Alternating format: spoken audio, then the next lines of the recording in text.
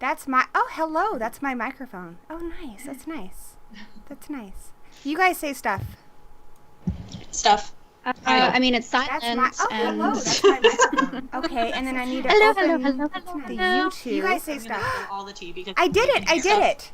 I mean, it's Somebody silent. said I can hear. Okay. Okay, and then I need to Sound. open They're saying sound, all the tea because I did Okay, it, okay. cool. Can you hear us? Okay, somebody said I All of Now can I'm hear. getting like an echo. Lizzie, say something. And then I need to sound. Lizzie, say Sound. something. Sound. Oh. I did Okay, it. okay. Okay, am I Can you playing hear it? us? Somebody's All now of I'm us. getting like an echo. Lizzie, say something. Playing what? The I video. muted Lizzie, say something. Mine's muted. Oh. Mine's muted. I did Okay, it. Okay, am I playing it? It's Somebody's muted. okay. Playing what? The I video. muted my Mine's muted. Oh. Mine's muted. I did Okay. it. So Aha. it hasn't. Echo, Okay. Go, echo. Did I fix it? Is it fixed, guys? Having the worst day. Unfriended echo. It's okay. This happens. Oh, I can see what videos you were just watching. Oh God, what videos were they? I just saw the what do you call them? Let's jump right into it. What is it? Oh, Philip DeFranco. Franco. That's news for lazy people. It's been a while. I get It's been what's a while. going on with COVID, what's going on with Trump, and whatever YouTube drama there is. So that's nice. Oh my god, that video today though, guys. Anyway, All right. I think I did it. I think I did it. So can everybody hear everybody? I can hear. Wait, Lizzie, say something. You're so quiet, Lizzie.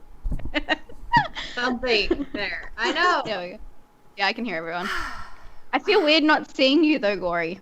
You can Yeah. see me if you watch it on the telly, the thingy. Yeah. You know? The picture, the moving picture box thing. The computer. Yeah. Okay. Okay, that was so exhausting. So let's do the intros again. Hi, I'm Gory B Movie, and with me today are my lovely guests. We have Vicky, Nightmare Maven. Would you like to introduce yourself, and then we can just go around? Hi, I'm Nightmare Maven, or Vicky. Very happy to be back on Ghouls Night Out. Thank you, Gory. I'm Lizzie, CarnageCandyy. Happy to be here. Bro, that's so funny. I'm Spooky Astronauts, Emma. Love being here.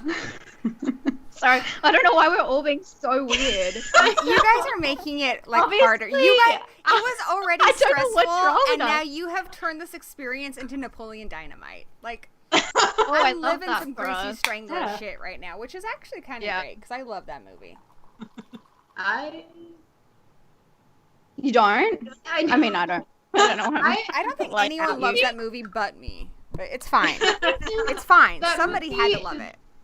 That movie's based in Idaho, which is where I am from. That's Originally, like, grew up there, so I just, like, kind of hate the stereotype.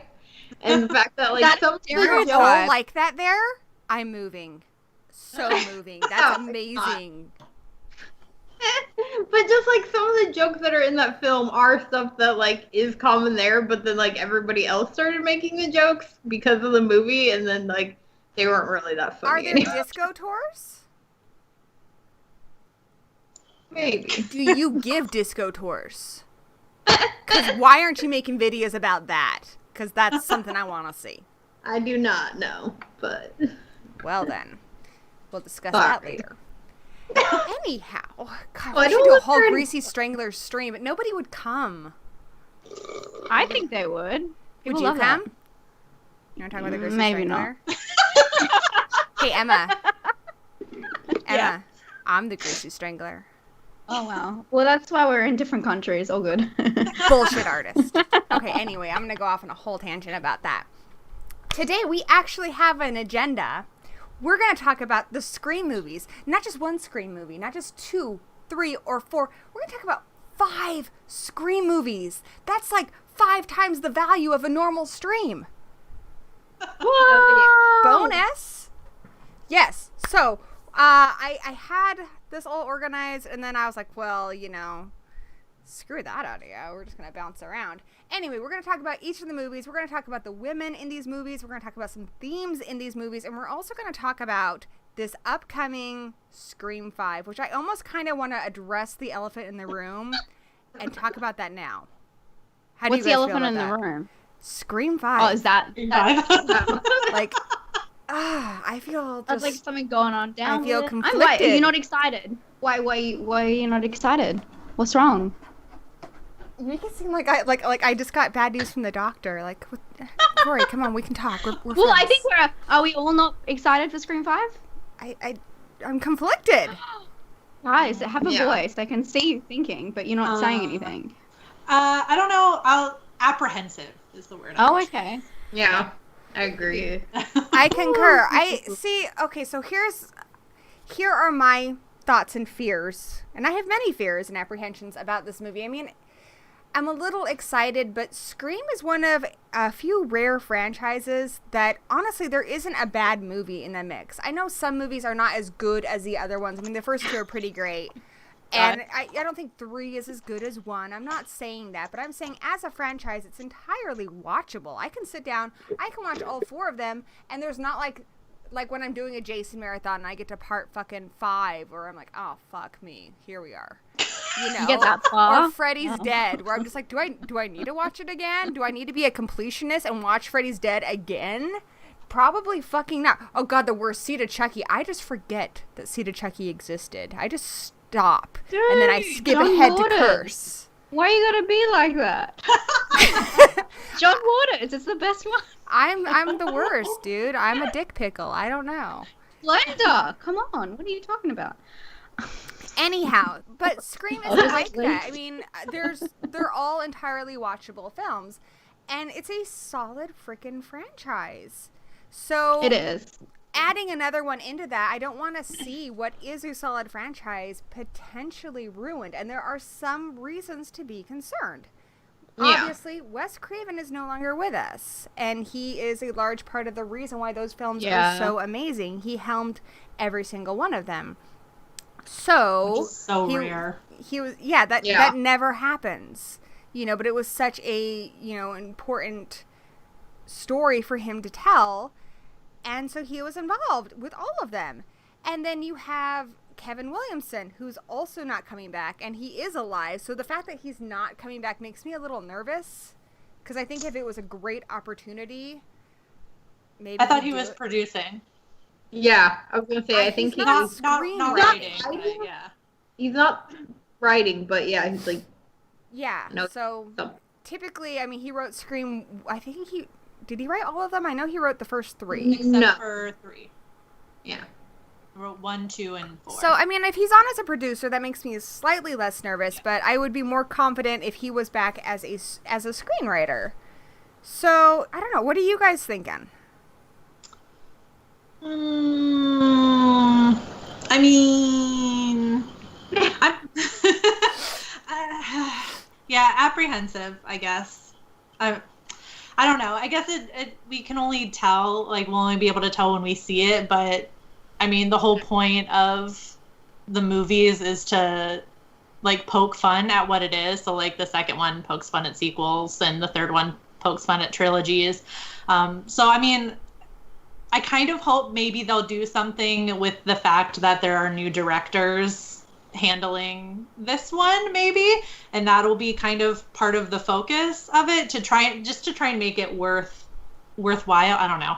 Worthwhile. I don't know if that's the right way to say it. You know what I mean, though? Like, because I don't know. Because I was thinking maybe it was going to be a remake, which I kind of would have been okay with, given how much time has passed from the first one, and like we mentioned, the fact that Wes isn't with us anymore to direct it. But I don't know. It's confirmed, at least since like May, I think. Who knows what's changed now, that David Arquette is definitely playing Dewey. So Yeah. a we had remake him is back. not a thing. We're still in the same time. Do we frame, know at about least. Neve Campbell? Is she coming back? Last I checked, it wasn't confirmed, but I think there's. Is that not going to be a surprise? Like, Yeah. Probably, yeah. I think they Surprise, just keep saying Emma. She's Sorry. in talks, but it's not been confirmed yet. Yeah, but yeah, maybe they'll save that for like a Yeah, big. I mean, because David Arquette, it's like when you find out that Alex Winter's coming back for the new Bill and Ted, it's like, what the fuck else has he been doing? Like, he's been sitting by the phone waiting for that call, you know? Of course David Arquette's coming back. He ain't, Jesus Christ, he ain't doing anything else. But, you know, Neve Campbell, like, that kind of stuff worries me. Yeah. Well, and I know that obviously, like, David Arquette and Courtney Cox are sadly no longer married, but they've maintained a friendship, so I'm hoping that maybe they'll be able to, like, work past and be able to work together. Well, they did So I for would part like 4. her, They were but- together in part 4. And they made it work. Yeah, that's true. I mean, I think it's fine. I mean, they're professionals. That's how they met, too. So I think it'll be fine. I don't know. Emma, do you have any thoughts on this? I was okay with it. Yeah? But I mean, I kind of seen, I'm not like a huge franchise buff, but like all of the franchise, I mean, I like Book of Shadows or I love Book of so Shadows. We should talk about I that. just like seeing what comes out, and if it's not great, I'm okay with that. I know that it might hurt some people's feelings, but I'm okay with it. I'm just like, how could we go through the world and not have another like Scream? It just seems really just don't. soon. Like, they talk about Buffy. Do you know what I and mean? That was, you know, even that feels really soon. Like, it feels soon to not have Soon? them How involved. was a lot? Wait, soon because of number 4? It doesn't seem like it was that long ago. I mean, I guess you were talking about maybe a year is reboot. 2011. Because the whole... I wonder what That's else almost they would do. 10 years. That's know. almost 10 years. I know. It still feels like the 90s was 10 years ago to me, all right? I live in a weird time loop. But I also wonder what more can they do, because already I feel like the franchise kind of loses its teeth there towards the end. And I'll get into that in a little bit. But Well, is this going to be like the final one? Like Final Destination? the final one? Destination of The final one? Yeah. Yeah. We don't You know. always have to do it in I thought quotations with I read franchises. that Craven and Williamson like wrote up to like 6. Well, not like wrote, but like had a plan to 6 or something. Okay. But I don't know how. I mean, obviously that was planned when Yeah. Wes Craven was still alive. So I don't know about that, but who I knows? would like to see like a definitive like end on the series. I think that Same, that's the only way. Because right now it's just kind of like open-ended. So it's going to happen sometime. And whether that's in 20 years when, they start doing, because, like it's like 20-year cycle. Everyone does reboots of everything in 20 years. So whether that's going to happen in another 10 years or now. Unless it's Cabin I'd rather Fever, have then it just now. fuck I'm ready those for it. rules. But what I mean is, like, the first one was obviously commenting on horror movies because there was that big dead period. Like, in the early 90s, there was almost nothing. There was, like, the fucking dentist. Like, I was alive then, guys. Back in old Gory's time, dinosaurs were The roaming the 90s. earth. Yeah, the You said early the 90s when little I Emma... think we're all alive in the 90s. Little Is Emma, anyone but you were not like alive a in wee, the you 90s? were a wee baby, all right? You were a little sweet wee, How old do you wee think child. I am? You're a wee little children's, and I was born in 2005. old lady Gory was walking around and going to Blockbuster I'm and 11. watching these Oh my movies, God. right? Now I'm not telling you about fucking history here, children, all right? You're too young to really Gory. remember because you were all like, sucking at your mother's teats and stuff. But I was watching movies. It's okay, Someone had to protect you from the dinosaurs that were running around in the 90s. Point is, there was a dead period where there was, like, nothing. There was a bunch of straight to VHS. VHS was a media form way before YouTube. I'll talk to you guys about that another day. Anyway, they were all going straight to VHS. There was nothing. It was so depressing. And then I remember hearing about Scream and, like, Fangoria and all these, like, other sites, or not sites, because we didn't have sites. We had magazines. But in all these places, and I was like, okay, great. This is Wes Craven. This is going to be, like, the big comeback. And it was. It launched a huge comeback in horror. That's why we got I Know What You Did Last Summer and Urban Legend and all of these fucking movies. I mean, even other franchises were kind of renewed because of Scream. Like, we got Bride of Chucky, so that's all thanks to Scream. And Scream was commenting on these horror movies, like kind of picking at the things that kind of led to that dead period. And then we had part 2 that commented on the sequels. And then we had part 3 that commented on a trilogy. And then 4 that was talking about the reboot. But what would they do with part 5? What would that movie be about? 2020. That's why it was 2020. Oh my gosh. Politics in horror movies, even though they've always existed, people are getting up in arms about them, so maybe that's what it will be about. There you go. That's why I was kind of hoping for, like, an actual, like, true remake, like a remake of the first one, because I feel like that would have been a logical step to then do, because they haven't really addressed. They've done, like, reboots or, like, revitalizing, but that's why I was kind of hoping it'd be, like, maybe a remake, because they haven't really addressed that in a full movie yet. Would you like a remake, though? That would be so bizarre. But it wouldn't be a true remake because it'd be a remake talking about remakes. So, like, it would be actually... I mean, I like Vicky's idea. Emma, are you making faces at me? What the Not hell? me. Like, just because you're in Australia doesn't mean I can't see you. You have a camera on you. I was mocking Vicky. I can't see you, so I'm not making faces at you. Uh-huh. Yeah, I can see you. I can see you. She's I feel in the same Australia. with Nobody Emma. can see her, but I can see her. Anyway. I can always see you. Yeah. She's never coming back, guys. She's never coming back. Anyhow, So good. I do think that would be cool. A Scream movie about remakes. And you would have to, like, have Sidney and all the characters in it, but you'd have to have new people cast as them, and you'd have to comment on all the things that make remakes kind of, like, make, the things that are good about them, I guess, and mostly the things that are bad about them. I don't know. Thoughts?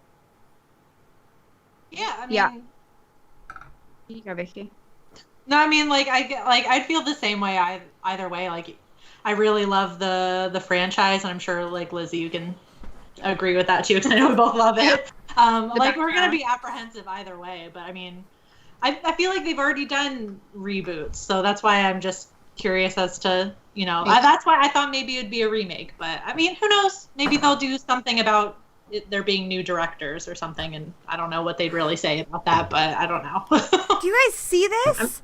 I think there's like you know how the DeLorean put things back in time? I think my refrigerator, which was actually the original idea for the time machine in Back to the Future, interestingly enough. I think it's a time machine because look at this. There's a freaking Capri Sun in my fridge, and I didn't put that in there. And this is so a 90s thing. And it's Ghoul Aid, which is perfect for Ghouls Night Out. This just came from the 90s into my fridge. It just popped in there. It's great. It's a good day. So now we get some Dunkaroos. It's a party. You guys had Dunkaroos? I thought that was just Australian. Not in years. Yeah, that's probably like offensive to Australian people, huh? Like, why? I'm gonna have my Fosters and my Dunkaroos, like. That's just like saying we're gonna have some Cheetos and some cola. That's not offensive. I don't know. I never thought of Dunkaroos as an Australian thing, but I guess you guys like. Then maybe they're not. I just assumed because it was kangaroos, but that's why I assumed. But so like Australia, I guess Australia's got like the whole market on kangaroos, like how China has pandas because they're only from China. You only get kangaroos in Australia, so I guess pretty much everything kangaroos is. It's like your guys' kangaroos, domain. koalas, echidnas, platypus, kookaburra. We got all the good animals. Like even if a platypus came, like Perry the platypus, who I'm pretty sure he's American. Like I think his parents. Who is that? I've never heard of him. Perry the platypus is on he's on that cartoon show.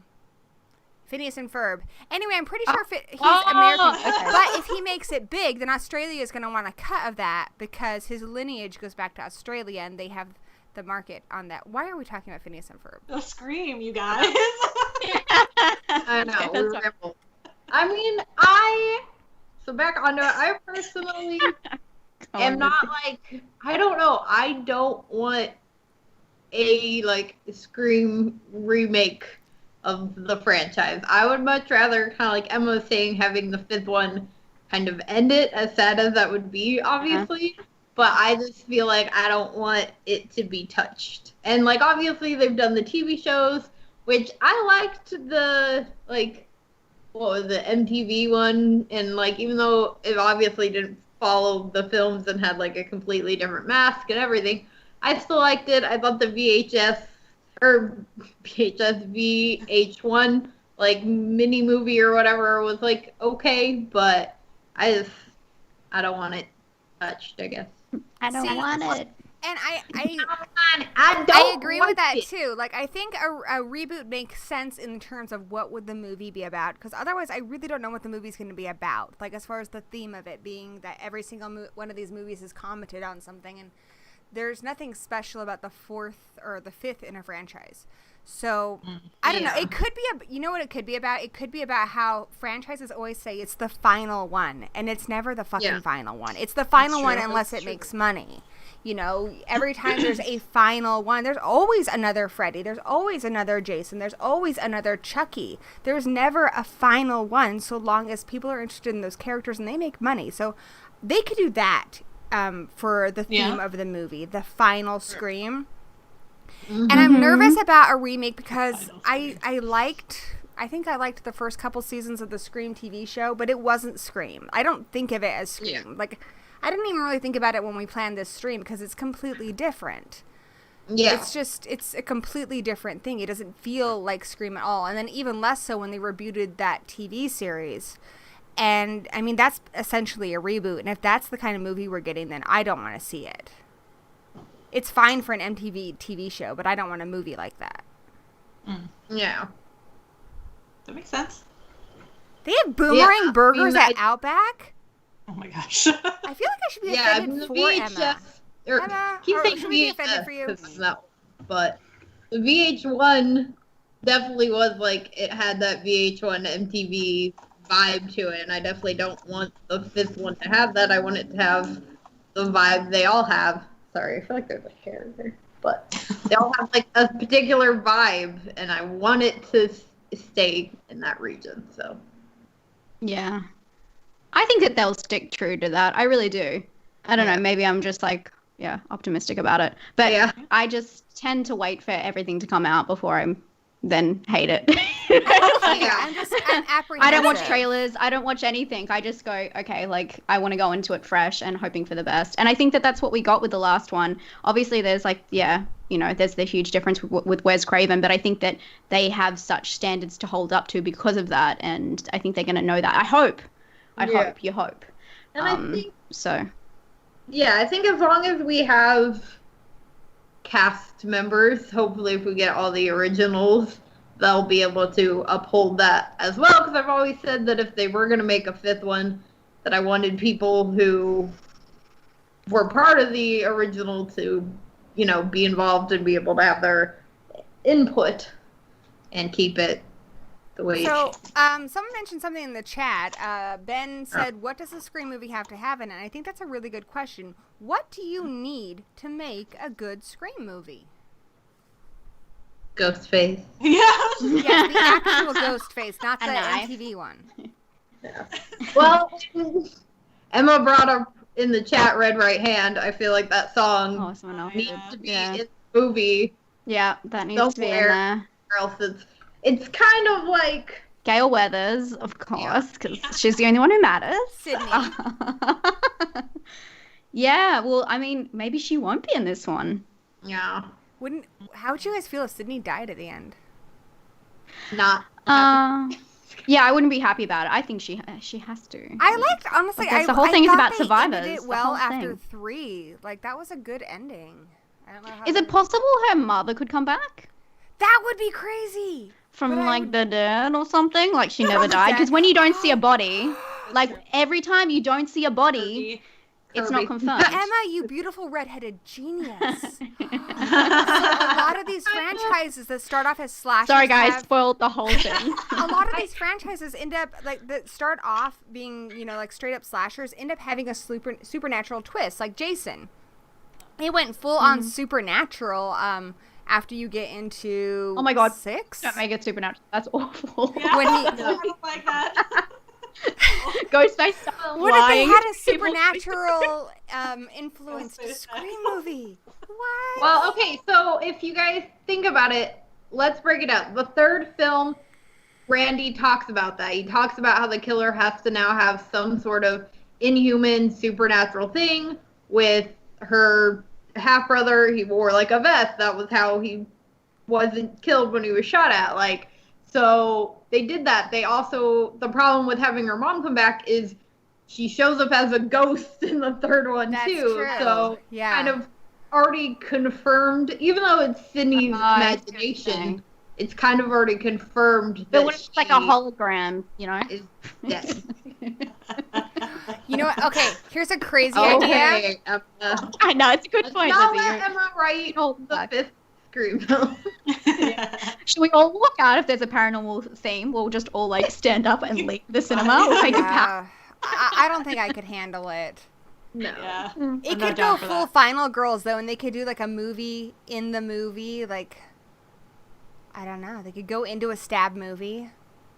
I need to not think about this because it's upsetting mean- me. It's upsetting me already. Well, in Scream 3, they kind of do go into the step movies.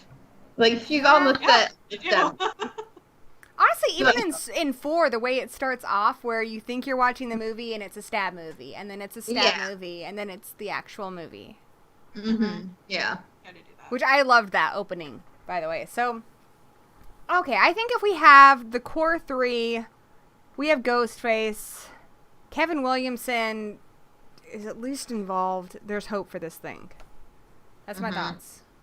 How do What's you all guys about feel the about the script? directors? Oh, sorry, go ahead. No, you go. That's Oh. all I said. That's all she wrote. Well, no, it ties into that because the two directors and I think the writers from Ready or Not 2 are also are on board for Oh, Scream. I loved Ready or Not. Yeah, it's the writers and the directors that are Yeah. doing That's it. good because that's like smart, witty, fast paced. So it kind of matches it in a way. So I liked think Ready that's a or good Not. sign. That was my favorite movie of last year. That was a good one. I haven't seen it, so It's so good. Lizzie, you love So it. good. I know. You- Everyone said that. I need to rent it. Maybe Yeah. I'll rent it You just tonight. need to buy it. Early. It's $15.99 on Amazon right now. So just go buy Oh, it. You're nice. welcome. Just go buy it. Oh, that's exciting. That's exciting for you, Lizzie, because now you can like watch it knowing that that's Yeah. connection to Scream. I don't know if that's Very going to make true. you more nervous. You have to watch Yeah. it now. Oh, No, God. I know. Horror Addicts is here. No, I will. Maybe I'll watch it tonight or something. Now that y'all bullied me to Oh yeah, this is bullying. We're like, maybe you should watch it. No, You might enjoy this. We care about you and think this would make your evening more fun. no, for sure. I'll watch it. And I'm surprised I haven't because Adam Brody's in it, right? Yeah. I loved him. I do love OC? him. Are you an OC fan, Lizzie? Yes. I liked him back when he was like on Gilmore Girls, dude. Like way back. Oh man. I know. I love You him. Who was he in Gilmore Even when he's Girls? a One of bad the guy worst. in Jennifer's Body, I still love him. That's true. He's I just know. charming. Well, I've and never in seen the OC. Yoga Hosers. He's in that with the drummer. I like Yoga Hosers. I love that movie. Anything that's related to Tusk. That's true. I'll take it. Yes! Adam Brody was Lane's boyfriend. He was Yeah. the best. Yep. He was the best. Okay, Gilmore Lane's Girls. boyfriend. Oh, that's good for him. She's great. I thought it was raw. I was like, whoa, yikes. Nope. So, Turn into more girls. Live stream. one of the things I'm worried about with Part 5 is, like I said, I feel like the franchise, as it goes on, it's losing its stakes to a degree. At one point, you know, in Scream 2, Gale was going to be the killer. Like, there's lots, and in Scream 3, I think they thought about it too. Like, they've toyed with the idea of Gale being the killer. No. I don't think they're going to do it now. I think we're past that. You know, I think we're way past that. She is the hero. But So that's why she's they make a not. joke in Scream 3, because it's one of the ideas that got tossed around that they thought about doing with her, and they decided not to. But, you know, I think at one point they also talked about killing Dewey, but they didn't. At this point, I don't think we have any reason to fear that Sidney, Dewey, or Gale is going to die. Like, in Part 4, I didn't think they were going to die at all. I wasn't at all worried that any of those characters would die. Whereas, like, one of the main characters, you know, in Part 2 was killed. Like, there were stakes. We realized in Part 2 that we could lose a character that we really liked. You know? And we don't have that anymore. So if they do another one, it just needs to be the last one. Yeah. I think. Can I just say I am wearing socks that are Scream socks? I meant to change my shirt and then I forgot. Scream socks! That's my thing. No, I love those. They're Drew so Barrymore, It's Drew she's Barrymore. the best. Just in the spirit, I just wanted to throw that in there. There was no good place to throw it in. You know what else I want to see them That's do? my feet. Because they did the whole Psycho thing in Scream, you know, where they build that, you know, they really promoted that Drew Barrymore, who was kind of a big deal at the time, was going to be in this movie. Like, she was the only name. I mean, Neve Campbell had done Party of Five and The Craft, but she really hadn't done anything. She was not a big deal at all. And, you know, people knew Courtney Cox, but they weren't really pushing. They were really just like, Drew Barrymore in a Wes Craven movie. You gotta go see this. And then they kill her right away, total Psycho style. Psycho. And they've tried to do that at the beginning of every one of these movies, is do something that's going to completely surprise you and shock you. And I think they did a great job in Part 4. So I hope they do something shocking that, you know, you don't expect in Part 5. Mm-hmm. Yeah. I mean, Part 4 is great because you have all these people that at the time are really known for what they're doing in TV and film, and they're just all killed off right in the beginning. And so, yeah, I don't know how they're gonna top that. Hopefully it's not by killing off an original character, because that's a suggestion I've seen a lot of people is like, oh, well, kill off one of the, you know, 3 in the very beginning. And I'm like, yeah, but I feel like you can kind of see that coming as well. So, I don't know. Just don't want it that way. Don't want I know that's part of it in the back of my head too. Like, maybe not Sidney dying, but Gale or Dewey. Yeah. Not that I want them to, but I'm just like, I feel like I just like have to prepare myself for. Yeah, How many Totally. times have they happen. killed Dewey? Because Dewey was dead in Yeah. Part 1. He was dead in Part 3. always He's never off to the dead. side. He's always dead. Yeah. Dead. No one just checks. Everyone's like, okay, we'll just leave him there. We'll just keep going. No, Dewey. The 4th one, instead of killing off Dewey, they They did Gale. potentially kill off Gale almost. I don't think that any of them would sign on if they were going to be killed off, to be honest. Yeah. Sometimes they ask And to maybe be killed that's off. why they haven't got Sidney yet.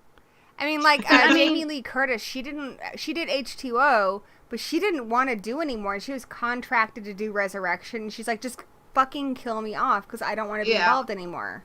And so they killed her off right away because she made, like, a huge fuss about it. Like, she did not want to do it.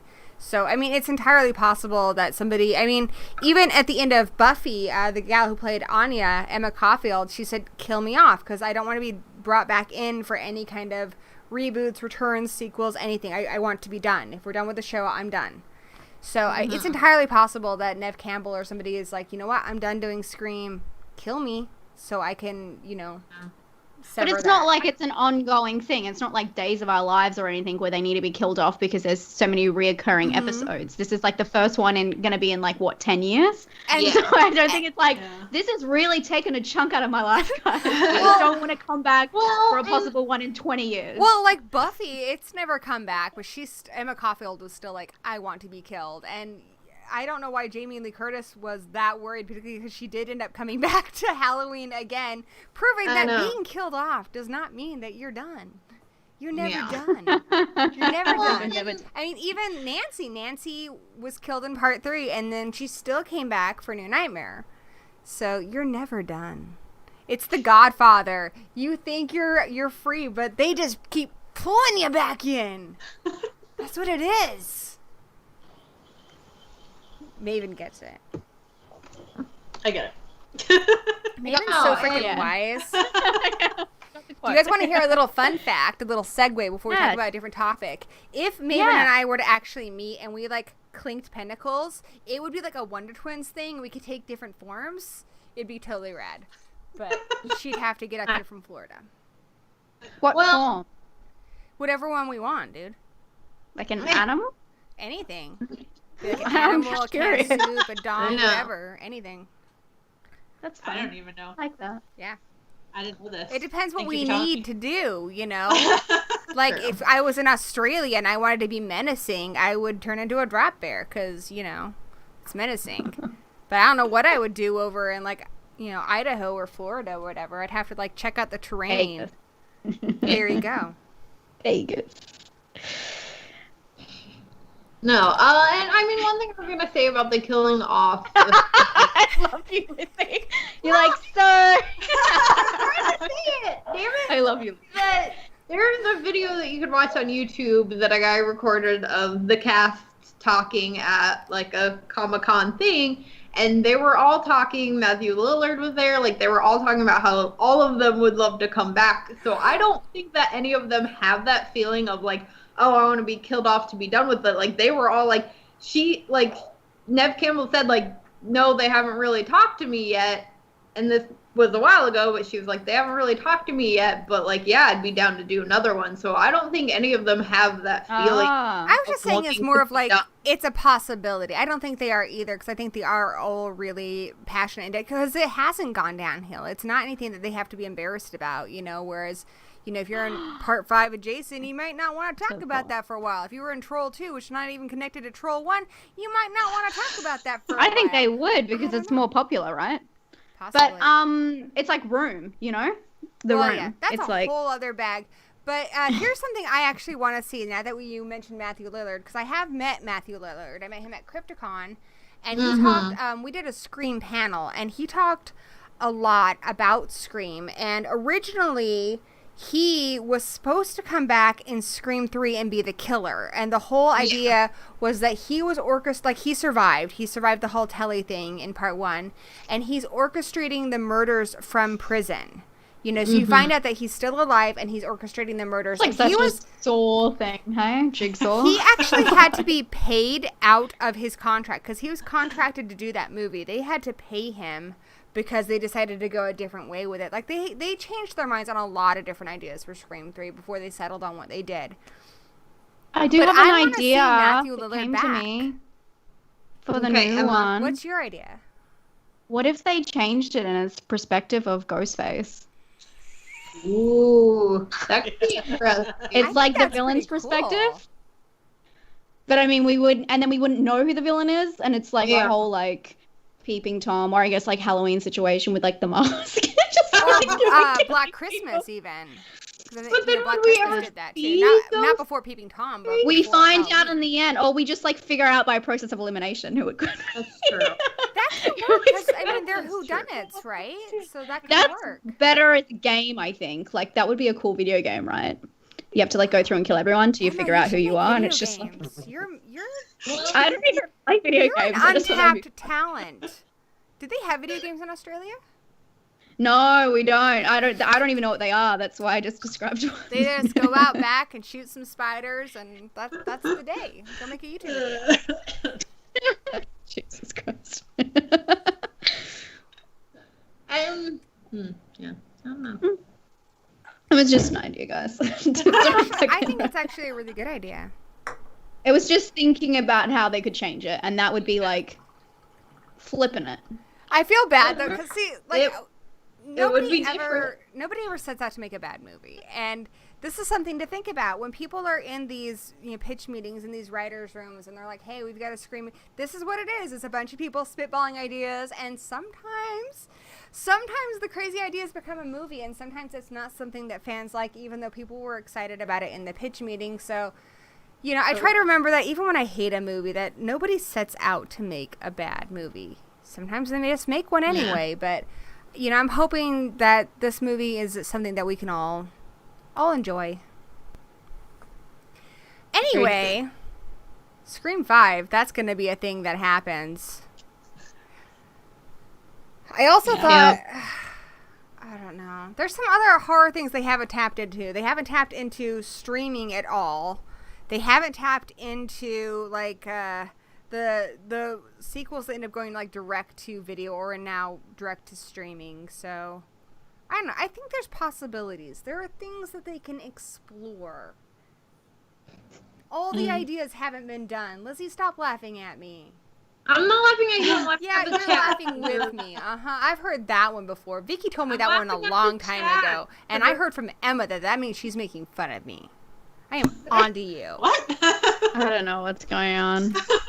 Segue. I'm laughing at the So, chat. You can- this is actually a little bit of Sarah segue Lipstick here. This is the return of Ghouls Night Out, which a long time ago was a monthly show. Then it was a weekly show because I was crazy back in my younger days when I was a spring chicken. Not now. Was this like 2 years ago? Yeah, I was a spring chicken 2 years ago. Do you remember how great I was? It was a totally different Gory. Those were my glory days. Those were my Gory days? Yes. Anyways, interestingly enough, it's the first Ghouls Night Out in a very long time. What is this, like season 4? I'm just going to make up a number. But we have a little bit of Ghouls Night Out royalty with us today because Emma was on the very first ever Ghouls Night Out. It was actually the most exciting one ever. Susan? You Horror and Gal? Susan, and remember Susan was like hiding like in her dog crate? I remember watching that. There was like a shooting in LA. Yes, she was scared because she yeah. heard shooting outside, so she was like hiding in her dog crate. Yeah. I do not remember that. And then That I was think years Maven's ago. been the person who's been on Ghouls Night Out the most. Because I like to spice it up. I like to hang out with different friends, and I like to introduce you guys to new channels. Like, that's important to me. That you guys, because there's a lot of great channels out there that I think you guys aren't watching. And so I like to find these people who have these great channels, bring them on my show. So if you happen to watch my tiny channel, maybe you'll watch their great channel and, get a little bang for your buck, as they say. You're not paying for YouTube, are you? I don't know. Anyway, Maven's been on Ghouls Night Out a lot, and that's a big deal. Yeah, I don't know how many times I've been on. And Lizzie is our shiny new thing. I mean, I think you've been on Ghouls Night Out before, but not that much. So you're like an exotic treat, Like you're like tiramisu. Whereas like Vicky's like macaroni and cheese, like it's been here a lot, but it's like good comfort food. Like that's, you crave it. But then Emma is like retro greatness, like Crystal Pepsi. We didn't have Crystal Pepsi here. I don't know if we did actually. Someone can tell me. No one has suffered like Australia, dude. Crystal Pepsi was the fucking best. Keep my mouth shut. It was so good, and I want a free soda every time because you could look underneath and see if it was free. Anyway, segue. Lizzie, let's talk about your tattoo. Oh. This one?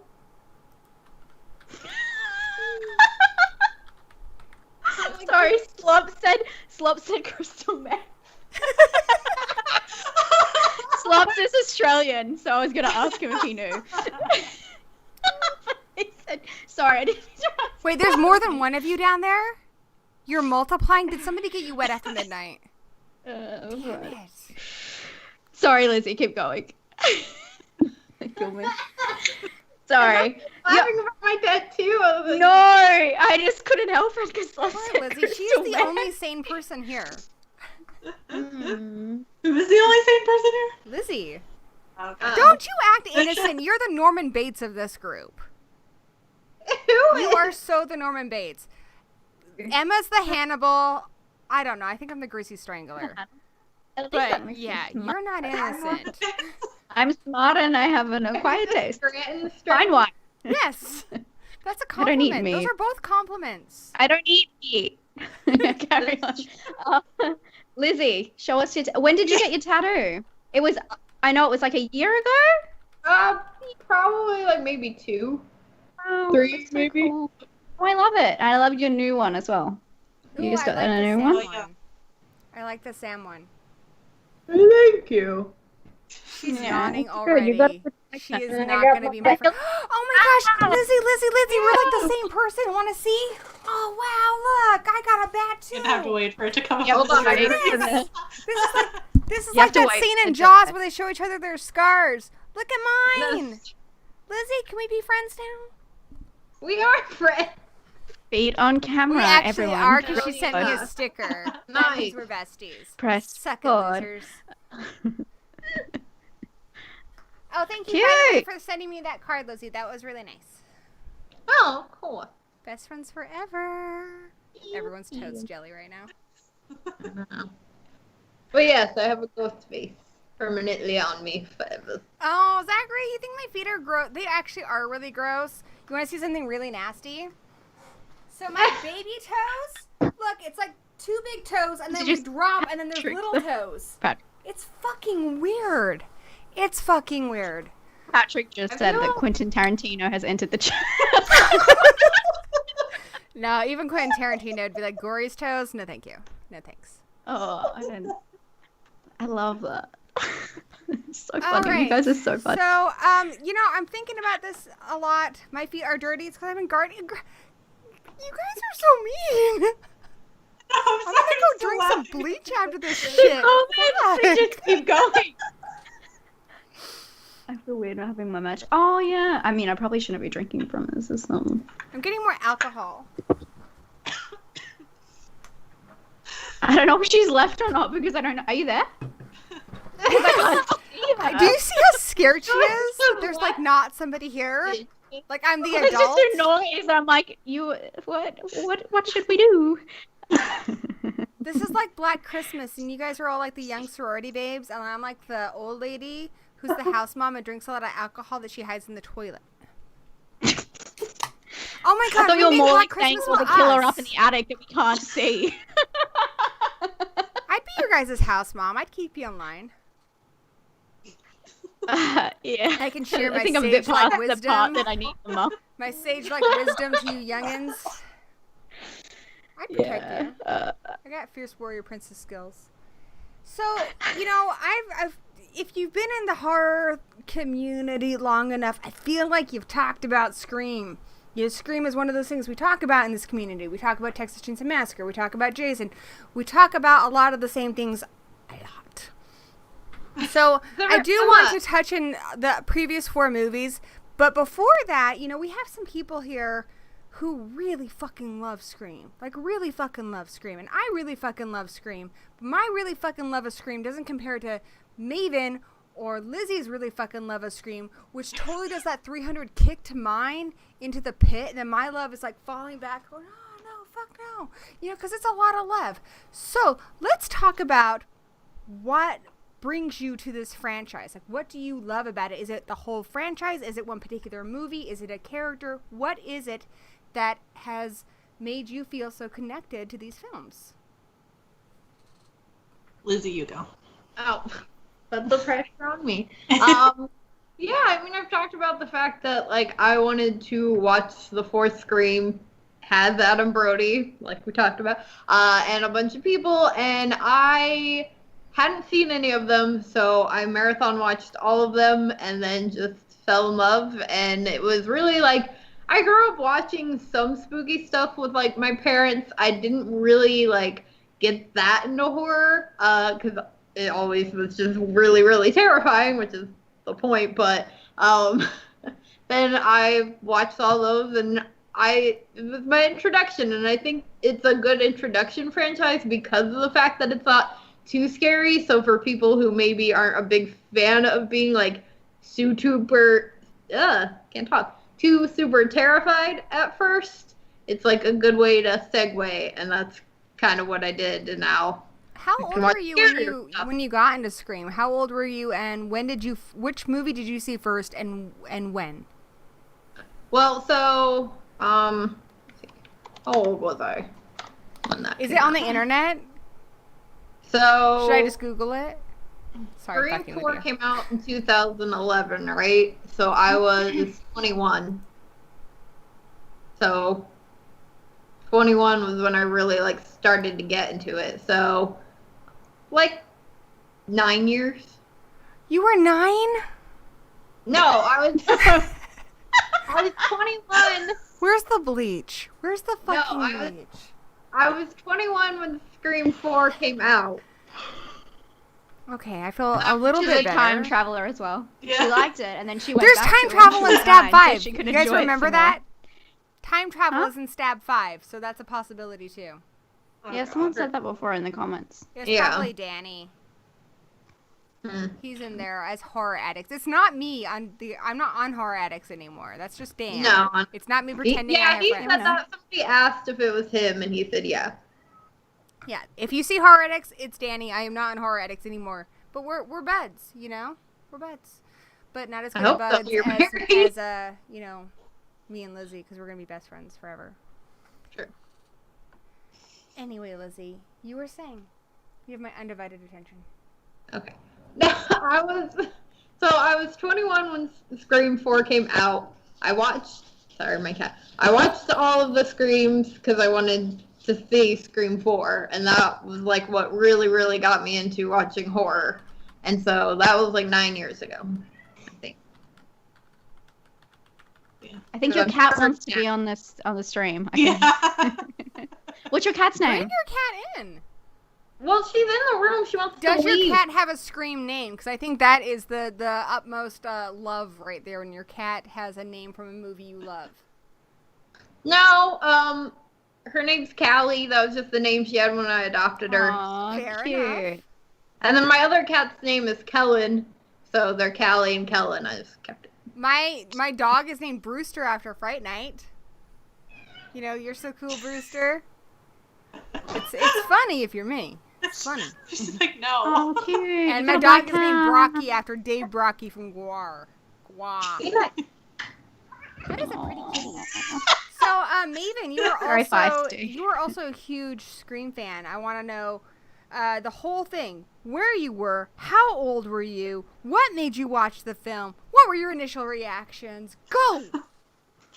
I don't actually remember the first time I watched that movie. It definitely would have been on TV at that point because I was not old enough to go see that when it came out. I don't know. I must have watched it on TV. I can't remember the first time I watched it. I don't remember how old I was. It's just one of those things, I feel like, it's just always been there. I don't know. I can't remember, but I love the vibe of the movie. Very 90s. I loved all of the characters, kind of teen heartthrobby kind of looking. I loved them all. I loved the music. I don't know. I just liked it. How did you find it? What? I don't remember. You don't remember if you rented it or bought it or saw the theater or what? No, I don't remember. Honestly, I think it must have been. I must have watched it on TV. I'm sure.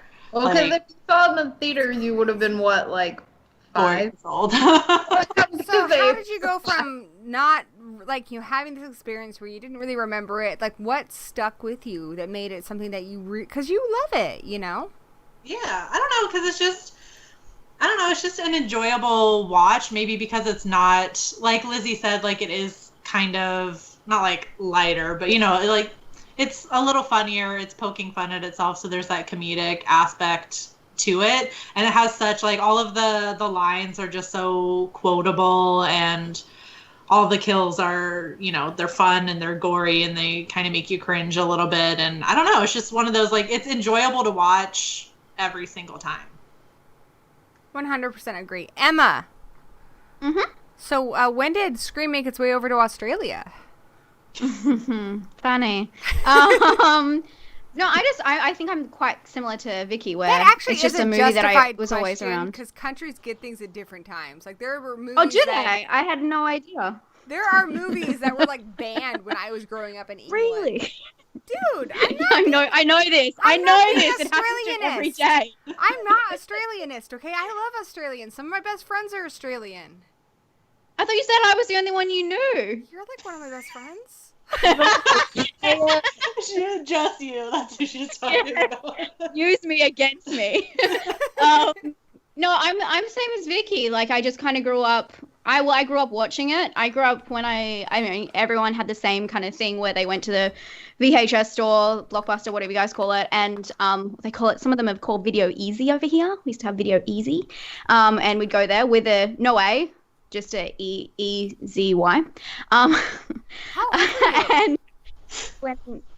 And when I watched Scream, I have no idea. Like, I think that I had an older sibling and like stepsisters, and we used to always just go to the video store and just pick out stuff. And I think it probably just got put into the mix one time, and you'd always return to the horror section and pick out stuff that you hadn't seen. I don't know why I was allowed to watch so many of them. That's what happened here. Watch so many of those movies, but Scream just was one of those ones that just kept coming back, and as everyone says, it's such a rewatchable film. And then I think from there, like, every year I've kind of watched it at least in a hangout, or it's like on so many different streaming services now, so it's really easy to get back to. Infinitely rewatchable. Like, that movie just flies by. I can't understand anybody not liking that movie. I know people who don't love it, but I can't understand not liking it. It's such a good movie. Yeah. So, well, actually, I do know someone who doesn't like it. Who? Our friend Felix. Who? Some of you. Oh, yeah. Who does? Felix. He's in the chat. He's Oh, part of the Felix community. doesn't like it? Yep. He absolutely hates it, Oh, but he I'm loves to talking to hate him about stuff that. people like. So I wish he was here to hear this. He loves We stuff. have a Patreon movie Ah, night that Felix might be at on Sunday, and we're going to have some words. Might change the movie to Scream. I didn't see flying poop emojis, so he must not be here. So, He doesn't like talking about faith. I kind of mentioned this earlier. I saw Scream at the theater. I was, God, how old was I? I was like 15 or 16. I remember I went with a friend and his older brother, and I totally didn't talk to my friend the whole time because I was completely absorbed in the movie. I thought it was just the best fucking thing ever. Like, I didn't stop talking about Scream for like a year. Like, isn't it great? Isn't it wonderful that there's a horror movie and people are really into it, and horror movies are going to come back and it's going to be like a whole thing again? And then all these great movies came out and it was awesome. But yeah, you know how Allison Hannigan is about Bandcamp? I was like that about Scream for the longest time. Like, this one time in Scream, I was so into Scream. And I love that movie. I bought it as soon as it came out. I had all the different VHSs. When it came out in VHS, you can get the Drew Barrymore one, the Courtney Cox one, the Neve Campbell one. I had all of those. I know I want those. It was like my favorite movie. What are they, covers? Yeah. Yeah, different covers. Cool. So I had all of those on VHS because this was before DVDs. I was really, really into Scream. And I kind of rode that high until Part 2 came out, which Part 2 is interesting because when I saw that at the theater, I was so disappointed. Really? I just left really angry. And it's really grown on me now. I love that movie now, but for the longest time, I really fucking hated that movie.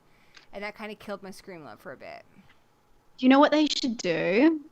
talking about like covers for DVDs or whatever. Like if they did, you know how they redoing the VHS covers, they should do a Scream collection where every single one is Gale's haircut.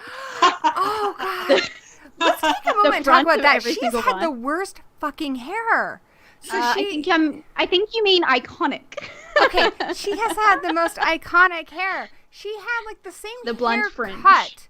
as Nev Campbell in 2, but she had like the weird, bad, chunky highlights and the fucking baby fringe. Those highlights are back now, though. People are back into chunky but highlights. She had, like, I think the it's chunky, like, we'll red see ones, if like, they were odd. And then she see had if the that fringe weird comes baby back. fringe in part 3, the baby bangs. I know. too far, just a little too far. Nobody who ever had baby bangs back then like feels good about it. Like I saw Sarah Michelle Gellar because she had baby bangs briefly on Buffy, and she Did was she? posting that like on Corona haircuts, like posting pictures of that. Like don't do that. Don't cut your hair yourself. But it didn't seem bad at the time, but looking back, it's pretty bad. Though some people can pull off baby bangs. So if you have baby bangs and you're pulling it off, like Ted with the red cowboy boots, you do you. I ain't gonna judge you. I think so. Do you think she pulled them off? I think so. We're here talking about it how many years later? Okay, Emma. Emma, would you do baby bangs? Absolutely not. Hell no. Why? I've done bangs before in my life and I'm not doing them again because it's a lot to commit to. It really is. It is. I do love bangs, don't get me wrong, but I live in a really like hot climate as well, and fringe in hot climates, it's stuck in the so yeah, I just put it back. But I do love them. You have to tomorrow go to the salon and your only choices are Gale Weathers haircuts. What do you choose? Lizzie. Wait, let's pull them up. You're pulling them up? Courtney Cox is like fine wine. She betters with age. Yes. And Botox. Queen. I mean, the bob is okay, right? What one is this? Yeah. Oh no, that's the chunky highlights. I don't think the chunky highlights were that bad. Yeah, it's Scream 2. I think Scream 2 is quite fine. She looks cute with the bob.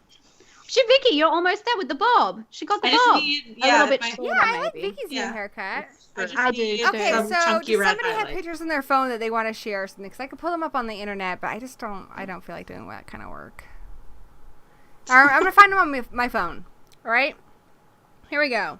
So Gale Weathers, icon to us ladies with lady parts. One isn't bad either. It's just I feel like it's just It like really a normal isn't. haircut. So what Yeah. are you going to go with, Vicky? I guess maybe with my current hair length, I would go with 1. What's 4? Wait, Four 5. is Four is like really lovely long. lady locks. See? Okay, hold Oh on. yeah. Why That's would you not do pretty. that? That's pretty, right, Emma? Oh, there you go. There you go. Lizzie's got it. Yeah. I did the last one for sure. I mean, yeah. All right, so Emma, you're going to go 4? Yeah, of course. I'm not doing that baby fringe because fuck that. Yeah, I feel like I could do 1. I'm doing I this. mean- I'm doing this one. I'm doing this one right here. This one's the one. This is my Gale Weathers hair. Like I like having red hair, but like not Wait beautiful for red it hair to like sit. Emma's, like artificial I'm like red hair. Okay, You know, so 2. I like my Yeah, hair a that's little two. bit tacky, Yeah, like my you was personality. So I'm gonna go with that. Cause So that means, Lizzie, you're left with the fringe. No, you would never do Lizzie don't like need- she can be that. the same as me, and we can be twinsies. You do 4? Okay, you're with I me. mean, my hair is closer to 2, but I would go with 4. Felix is here. I know. I saw. Oh no! Summoned. He's been summoned. Felix, we're talking about you because it's about He's here. and there was Pete. Yeah, he is here. Raiders. Wonderful. That's him. Yes, I know. He's I mean, also. I think he's cut also your- Raiders and Letterboxd. But I know Felix. Felix and I go way back. Like Butch and Sundance way back. Like it's a whole thing. If there was a Gory B Movie prequel, he'd probably be in it. But that's a story for another day. Anyhow, so I want to get into talking because this show we are women of horror, but we also talk about women of horror because I feel like this is something we know about, being that we're well equipped to talk about this stuff. But before we get into some really deep shit, I want everyone to ask a question of their own to the group, because I'm sure you guys have your own questions. You know, you guys are inquisitive people. You're beautiful, intelligent women. True.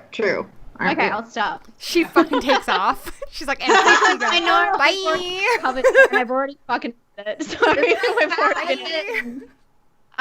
So another question, so much as a statement that I believe everyone should agree with. Gale Weathers is the true hero of Scream. I'm not saying I disagree, but I want to hear your explanation, because I feel like you've got some good shit here. Oh, I don't, but I will try. Loves Gale. She has the most character progression throughout the series. She turns from being like this bitchy kind of girl to turning into still a bitchy kind of girl, but also one who's like protective and owns her shit and ends up saving a lot of people throughout the whole franchise. And I think, yeah, she's the come up. Like, she really takes the series and changes it. And I guess from everything that transpires from her character and I don't know, everything she has a part in doing pushes along the franchise. Where Sidney kind of just goes along for the ride and is just trying to stay alive. You know what I mean? Like, everything's happening to her, but I feel like Gale really, takes the front seat. And then she kind of throws herself into it, which, I mean, Sidney doesn't have a choice. She's, but Gale, she definitely is like, I'm here to fucking figure out who done it, especially in Scream 4, because, like, Dewey makes the point, though, like, she's not, investigator anymore or whatever, but like, so she just is like, I'm gonna take it into my own hands and do it myself. And she's there when it goes down. Every single one, she's there. She's there to like back it up, to be she's one of the people who keeps everyone alive. I think she is a hero, while Sidney's just trying to escape. They talk a lot about in stories, like Joseph Campbell talked a lot about the hero's trial, and there's always this call to action in the beginning where there's a problem and the hero has the option of either saying, yes, I want to be a hero, I want to save the day, or being like, I don't want to get into this shit. I just want to be normal. Buffy did that. Sidney does that. And Gale is completely the person who grabs that brass ring. And she even fights to be involved in, like, part 4. In the beginning, Dewey's like, this is need to know and all this stuff. And she's like, I need to know. I want to be involved. And I think that's really commendable. However, Sidney got a special place in my heart, dude. Sidney has seen some shit. Like, I had a new thought about Sidney today. And this is my thought about Sidney. Because first Sidney, like, she starts off as kind of like the ingenue type final girl who's innocent, and, she goes through your basic final girl steps in part 1. In part 2, she's got that residue where she's like not sure she wants to trust the new boyfriend, even though he seems all right, but she's going through a lot of that kind of almost like PTSD from the first movie. And then part 3, it's intensified to the point where she's completely closed off in the world. She has no life, and she has to, face like her mom and her brother and all this stuff before she becomes a person who can interact with society again, because she's been so cut off just to feel safe in the world, which, I think that's pretty common with people who suffer from PTSD. Like, you kind of have to barricade yourself into a bit of your own security. You have to block yourself off from other people. But part 4, I was watching part 4 today because it's the one I've seen the least amount, being that it's the newest.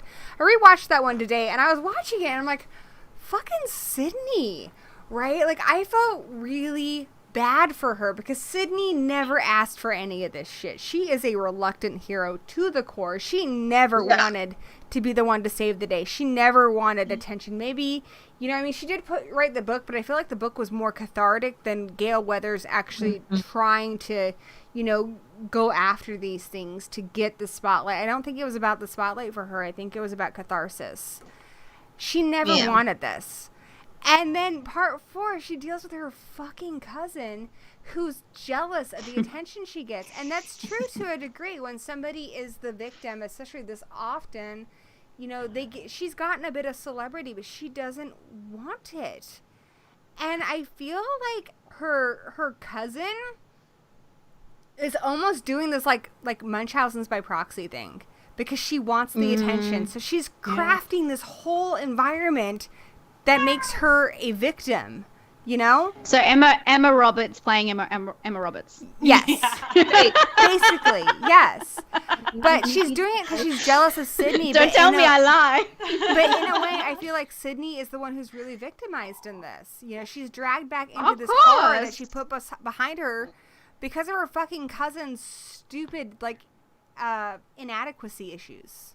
Mm-hmm. I don't know. Talk amongst yourself. Thoughts. That's my thoughts for today. About Maven, it's all you. Wait, have you guys got a question? Yeah, do you want a Yeah, question? you go. Okay. Okay, well, since we're talking about Gale and Hi.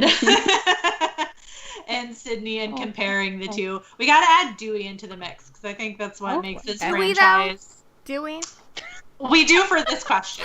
We absolutely do. Sorry, that's a little play on words. A little bit I of know. wordplay. Emma got it. She snitched. I know. I got you, Corey. I got you. You got me. You got me. Because it's such an interesting, it's such a unique franchise in so many ways. Like we talked about how Wes Craven directed all 4 of them, which is a rarity. I can't think of another franchise where that happens. And Ned Campbell's in all of them, and Courtney Cox is in all of them. We have a whole trio of people that survive for Patricia Arquette 4 couldn't even do movies. 2 Nightmare movies. She had to be recast by Tuesday night. Like, this doesn't happen. This is unprecedented. Yeah. So since they're kind of playing on horror tropes a little bit, they play with the aspect of the final girl mostly in the first one. But do you consider like Dale? That's their couple name. Dale. Do you consider Dewey and Gale like final girl status also because they also survive all 4 movies and also have a part in taking care of Ghostface? Yeah. And especially Dewey because, again, he almost gets killed multiple times. He's definitely like a final guy. He's got that vulnerability for sure. I feel like a lot of male characters don't have that, so I guess that's definitely a positive for me. But I watched Scary Movie recently, and I'm so traumatized. Yeah, they're talking about Officer I know, they're not fucking Doofy traumatized. in the chat. It's so I love bad, his and I know Kaiser Soze turn though, guys. That's some shit right there. Officer that? Doofy at the end of the movie. What movie? Which one? At the Are we talking end about of- Scream? Or are we talking about Scary Movie? Because That you're was Scary saying Movie. lots of Okay, Scary I'm going off Movies. topic. Anyway, back to Maven's very good question that I'm going to devote my attention to. Yes, I 100% agree that they've got final girl status, and that's what I mean by saying that the franchise has lost its teeth, because I honestly don't think that we have any reason to fear those characters dying. Like, at this point, I have no real suspense with them. Like, in part 4, they set up a lot of stuff that Gale was in danger and Dewey was in danger, but I didn't feel it because I was pretty certain that nothing was going to happen to them. Mm-hmm. I worry. I know, me too. Yeah. I I've feel like been it's a very real sensitive. possibility that we're going to lose one. Sorry, that Yeah, was B. That's my phone. That's my text. Oh, Okay. I thought it was I'm like, what? Somebody did you hear a texted cow? me. Is it a moo? My text tone is Adam's Family. My ringtone's Munsters. I just heard a cow go moo. He goes ba-da-da-dump. Cute. I don't think they're all gonna die in 5. Oh, no, not all of them. Oh, shit. Imagine if they all died. Oh my That's God. really the end. They just kill them all Yeah. in the very beginning of the I movie. mean, people have talked about the idea of it being like the start of a new franchise. So like bringing in characters to replace the original 3 and like basically having the film end where you're leading into like a new franchise. So basically like a reboot. They kind of teased that in 4 with this whole younger cast, and then Yeah. they killed them all. And I loved Yep. Kirby. I was so sad when she died. She was my favorite. She was the bestest. Yeah, she was Dead. good. Fuck yeah, Oh, Kirby. She dead. Bring Kirby back. She's the best. You're not dead. You I'm rang. with you. That whole lurch thing would be a great text tone. I'm gonna look for that next. Thank you, Anthropomorphic Fiend. What up? It's my boy in the chat.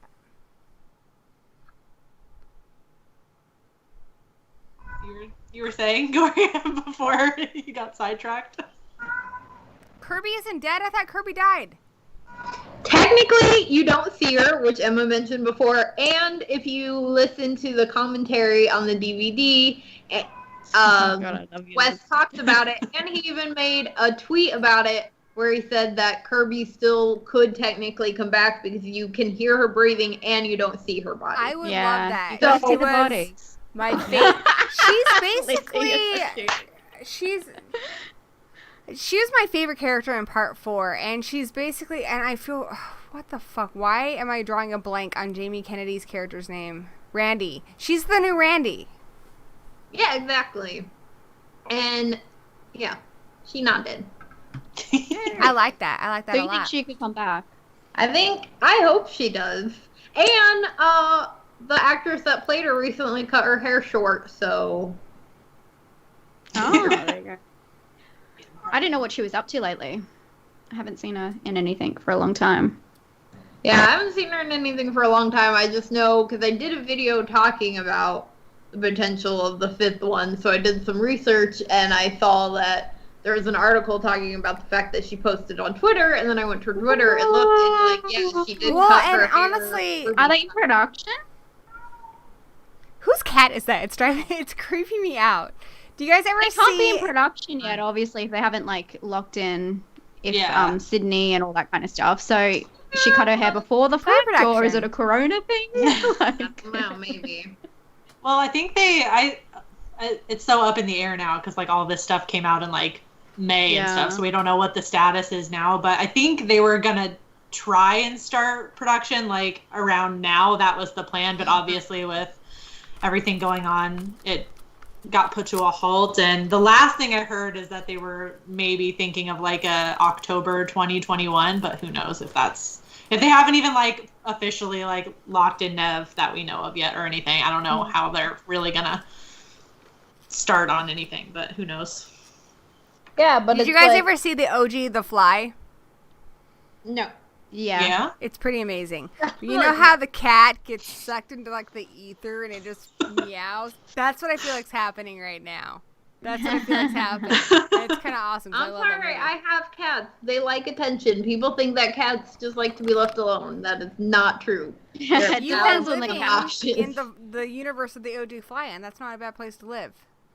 My cat never talks to me. I had a friend come over and he's like, "Why doesn't your cat make noise?" I'm like, "I don't know, dude. He's just like quiet." You got a weird cat.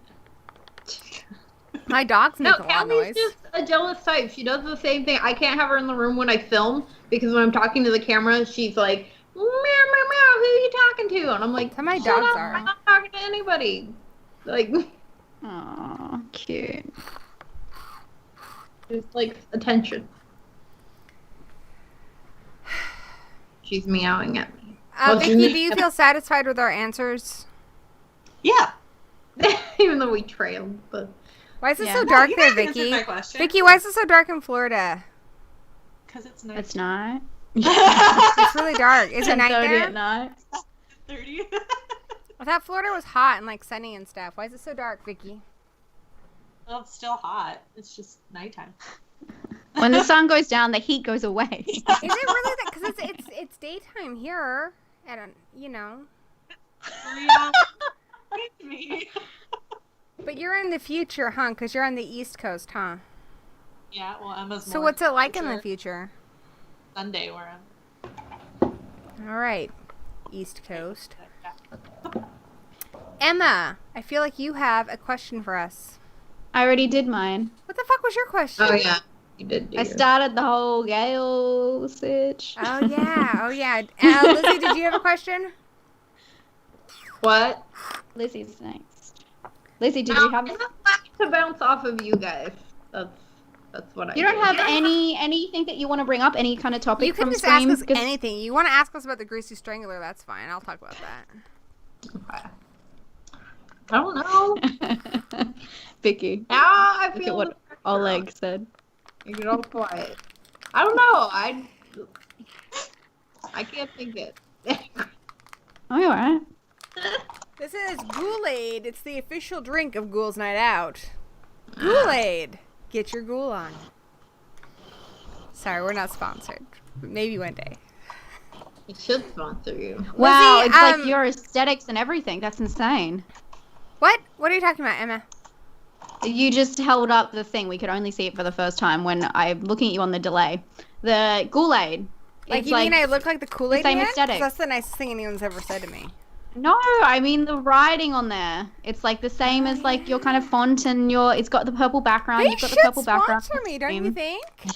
Don't you feel like this would like be a good companion, like I sponsor? would like to be like associated with Kool-Aid because I don't know, it just doesn't I mean, sound honestly, right to every me. time I enter a room, I enter it like the Kool-Aid man. We go through so many walls in this place.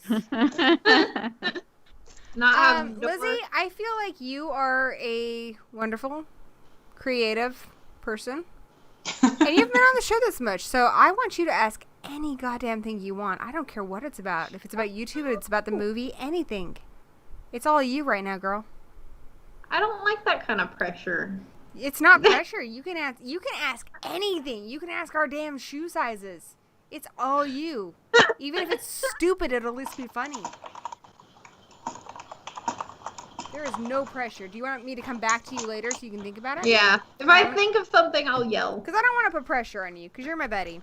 But I also want to showcase the awesomeness that is CarnageCandyy. So CarnageCandyy hasn't been on here this much, but she has an awesome channel. She does a lot of reviews about movies. She talks about, trailers. She talks about a lot of stuff over on her channel. Sometimes she just hauls. Sometimes she talks about makeup, which is something I don't know anything about. I found some colored stuff in the bathroom, smeared it on my face. Here we are. But she knows what she's doing. So you might want to check her out for that stuff. And, of course, you guys know Maven and Emma because they're, like, kind of a big deal. But they do this, does this offend you show? And, like, most of the time it doesn't offend me, but sometimes I'm watching it. And, a lot of times I always watch their stream in the bath. I always have my phone on and I watch. And it's not to be creepy. It just happens to be when I'm taking a bath and they're live. So sometimes I can't text. My hands are all soapy. But that's a great stream. You guys should definitely check that one out because they address a lot of cool stuff and they always have really interesting thoughts. I just watched a video of Maven's today. She did Contracted, which is a movie I really like. But even though she doesn't like it, like she does a great job of articulating. She makes everyone hate it. No, she does a good job of articulating her stance and stuff. So even She though I does, still and then like we it, agree. she always Say we articulates drink the herself Kool-Aid. well, which I like. And then we have Emma, who, she does a lot of stuff on her channel. But what I first drew me to Emma's channel is a long time ago. She has great series on, like, movies from around the world. Like, that was awesome. Like, I watched that whole thing in, like, a day.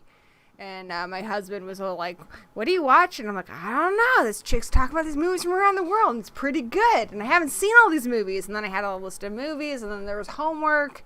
And it was great. And now we're friends. And she still does lots of great stuff because she watches a lot of movies, and they're probably at least some movies you haven't seen. So all of these gals, you're going to find their links in the description. Definitely check those out. So I'm just going to pop that in there now. Mm-hmm. Sweet. You guys are like, this is awkward. Anyway, let's move on. So now, did you talk about why your username was from Scream? Oh, no, I guess, yeah, that's a good thing to talk about. It's a reference to a quote I'm a fan. in the second film where Randy and Dewey are at a coffee shop and they're talking about who could be the potential killer. And, Randy, as he always does, goes over the rules and he's talking about how they have to be, like, more over the top. And he says, more CarnageCandyy. And at the time that I came up with the username, I didn't even really realize that was, like, a common phrase within, like, talking about horror films. Have you done that It was before? a cool line. And then now people use it, and I'm just like, oh. I didn't realize, like, it was... I didn't realize it was I either. have quoted movies before, and, like, I still say, I still say quotes from movies, and I'm like, I know that's from a movie. I know I didn't make that up, but I can't remember the damn movie. Do you guys do that? Sometimes I'll be like, I'll get something stuck in my head and I'm like, where the fuck is that even Where from? did I hear it from? And then I watched the movie years later. I'm like, holy shit, I got it from that. I didn't realize I got it from that. Yep. I remember I was watching Scream, I think, last year, and then I heard that, and I messaged you, and I was like, oh my god, I get it now! Like, I never put it together. Yeah, you really never got that before. Something I wish you guys could have experienced, because, you know, it was a lot different then. I know you guys were really, really young.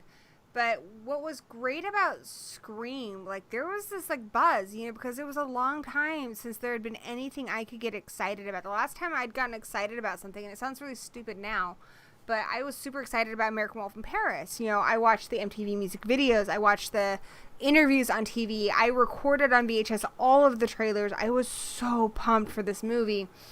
And I was so disappointed because it just wasn't the worst movie. It's grown on me in kind of a guilty pleasure way, but to be so pumped for like a year, because it would take longer for movies to come out back then too. I was so disappointed. But it was like nothing like the original anyway. It really wasn't. It was so disappointing. In fact, like American Wolf in London is like that's a special movie to me because it's the first movie I ever saw in the theater. My parents didn't want to get a babysitter, so they took me to American Wolf in London. I was like a month old or something, and I slept through the whole thing. But I mean, you know, it's kind of like special to me. You know, I was there, even though I have no memory of it. But yeah, Scream was the same way. I remember reading articles in Fangoria. I remember seeing the trailers. I remember recording the trailers. Just watching all the interviews on like MTV and Entertainment Tonight and stuff, and just being so pumped. And it was one of those few times where the movie actually didn't let me down. Like, I walked out of that theater, like, on a high. I was so excited. I mean, very few movies have actually done that where it completely lived up to the hype. And there was so much Scream hype. Like, it felt like everything was kind of riding on this. Like, if Scream failed, horror, it felt like was going to be dead. It felt like we were going to be reduced to straight to VHS shit if this movie didn't do well, and this movie did so well, and it was awesome. And I remember at the time that I was at the time I didn't have a lot of friends who were into horror because we didn't have the internet, so I didn't have people I could connect with online. Most of my friends were not into horror, and my mom likes horror, but she doesn't like slashers, so she didn't really get it. And so I was a little worried there for a while because I knew people who were like, oh, it's okay, but nobody really, really liked it. And I think especially when it got onto VHS that it really caught on and it found like this loyal audience because like you watch that as a horror fan and it connects to you, you know? It says all the things you've said for years about horror movies. Yeah. I agree. I've totally killed the conversation. So now, we're just all with you. I feel like, you know, we could, if you want, we can talk about each individual movie if you guys want to. But I feel like that's something we've probably already talked about before. I think because this is, at its heart, it's a Women of Horror show. You know, I like to highlight women of horror in the community, and I like to celebrate women of horror in the films. And I want to talk about the women in these movies, because I think we've got some great characters. We've got some great heroes, and we've got some great villains. So let's kind of go around and talk about the women that really stand out to us. And you can say more than one, just the ones that come to mind for you. Tatum's always the first one that comes to my mind. Fucking yeah, I love Tatum. I thought Rose McGowan was blonde for the longest time because of that movie. No. Wow, what if she came back? Because she's like kick-ass now. So what I mean, is she it- can't come back, can she? But what if she... Yeah. What do you A guys twin like sister. about Yeah. Tatum? Yeah. Even though Tatum died in the first movie, like what still makes you remember that character? The scene in the... when she dies, but like the whole like, don't kill me, I want to be in the sequel. That's the best. That's one of my favorite quotes. I want to give her props because she does name the killer. I mean, Ghostface is never officially named in that movie, but she is the one who says, "Don't kill me, Mr. Ghostface," and that is where we got the name of the killer. Is that really? Yeah, I didn't realize. sometimes, you know, fans name the characters. Like, Pinhead is never meant to be named Pinhead. He's never been called Pinhead in any of the movies. It's How it's a offensive. fan name. But Ghostface, it actually comes from the movie. Tatum's character says, "Don't kill me, Mr. Ghostface," and that's where we get the name Ghostface. It's where there's a whole band. It's like a rap group named Ghostface, all because of Tatum. But how does that make any sense? Because how how does everyone else know that it's Ghostface then? Do other people refer to Ghostface as Ghostface? I feel like No one the was there. fans wanted to know what to call the killer. And I think they took it from that told you line. that. But other people in the movie, no one else calls him Ghostface? Nobody ever throughout the calls whole him series? anything because it's always somebody Really? different. They always just say the killer. Because I was like, if a bear shits in the woods, and no, is it a bear in the woods or is it a tree? Nobody's falls in the woods? nobody's ever given it a name aside from Tatum. And Tatum's being mocking, but she does give it a name other than the killer. They are usually all focused on who's the killer, who's doing it, because they know it's probably not the person who did it last time, because Billy's dead. So obviously it's not Billy. So who's it in part 2? Who's it in part 3? That's usually what they're focused on, is that it's a real person. So, yeah, Tatum's iconic. Yeah. She's just such a good friend. And I like that she kind of calls Sidney out a little bit, too. That moment, like, on the porch when she's kind of talking to her about her mom, which is, kind of sucks because it's, like, the anniversary of her mom's death. But she's, she's not, like, placating her just because she's the star of everything, you know what I mean? So I like her. She keeps it real. I killed the conversation. No, you didn't. I'm thinking about what you said, and I think I there's was making reading some good Emma's points. comment in the chat about Toast Face. Ghostface Gorilla. It's like a big store here. I Wait, can't what? like Really talk and think of Toastface three- Gorilla. It's like, what do you call them grilled cheese? We call them cheese toasties. Yeah. Nice. It's good. It's a shop. Very good. In France, this is just a totally random thing, but they have a croque de monsieur and a croque de madame, and the madame has an egg in it. That's all Yeah, I they have remember. them. Don't they? You guys don't have them in They do that America? in China, too. In China, their grilled cheese has an egg in it, but we don't do that in the States. At least I Yeah, don't. well, no, but we have the same like French variation But at we some do have restaurants. breakfast sandwiches that have egg and cheese and meat. So that's a little, like an egg McMuffin. Yeah. So everywhere that has McDonald's has that, I think. But some McDonald's have different things. Like I went to McDonald's in That's true. Hawaii, and they have yeah, they all do. they have like rice and banana things. Like they had a completely different menu, even though it was Yeah, McDonald's. most countries do. They have variations. Yeah. I always like to go to a McDonald's when I go to a different country just to look at the It's menu. fun, right? It's a quick little So I thing would to say do. from living in the UK and living in the US, McDonald's is the same in both, except for you can ask for malt Except vinegar the in the serving UK, sizes, and you'll get it. It's a- That's the only difference. Have you looked at this? No, it's the serving sizes. Have you seen them? It's startling. Well, yeah, in the US. Me and Lizzie have no comment. I'm like, We don't need we get to here be there. again. all Yeah, I know well, is that McDonald's in other countries are starting to get veggie sandwiches, and we are not. we have. Yeah. You guys still don't have it? We have it here, and it's really bad though, guys. It's not worth it anyway. It's not worth it. Do you guys Yeah. have vegan options at like Pizza Hut? Do you guys have Pizza Hut? Yeah. Yeah. Because I other think we do. countries are getting vegan Pizza Hut, and we don't. We don't have vegan Pizza Hut. No. That really surprises me. Taco Especially Bell stepping it up though. But actually, Vegas, I felt like was really bad for options when I was in Vegas. I felt like there was nothing on the strip that I could get. Really? And that's funny Yeah. because I feel like there is definitely, I should have suggested you some places because, like, in comparison to going from Missouri to Vegas, there's definitely more options here. But yeah, like, our chain restaurants don't really have stuff. But there's a nacho place that we love to go to that has, like, tons of vegan options. And they were on the strip, so I should have suggested. Oh yeah. No, I just found like everywhere I went, they didn't even have an alternative. Anyway, sorry, this is a screen talk. I'm gonna tie this in because I think the best thing in the world. Back but- in the day, McDonald's used to, like, if it was a big movie, McDonald's was involved. Like, they got involved with Batman. They got involved with Batman the Returns. They Batman got involved with pens. Batman Forever. So good. They got involved with the Hell Lion yeah. King. I want a Ghostface toy in my Happy Meal because I'm not above admitting that I have gone through the drive-thru lane just to get the damn toy. I have all the My Little Ponies, and I'm not ashamed. Nice. The toys started sucking though. Like the toys are just shit I now. had all the Lion King ones, and I remember those were really well made. But the My Little Ponies were pretty good. I remember the Batman pens. That they were really cool I back in have the day. all the They had, Batman like, penguins Forever and stuff. cups that they have. I had them back in the Oh. day. I have a couple now. They did Flintstones. We're way off topic.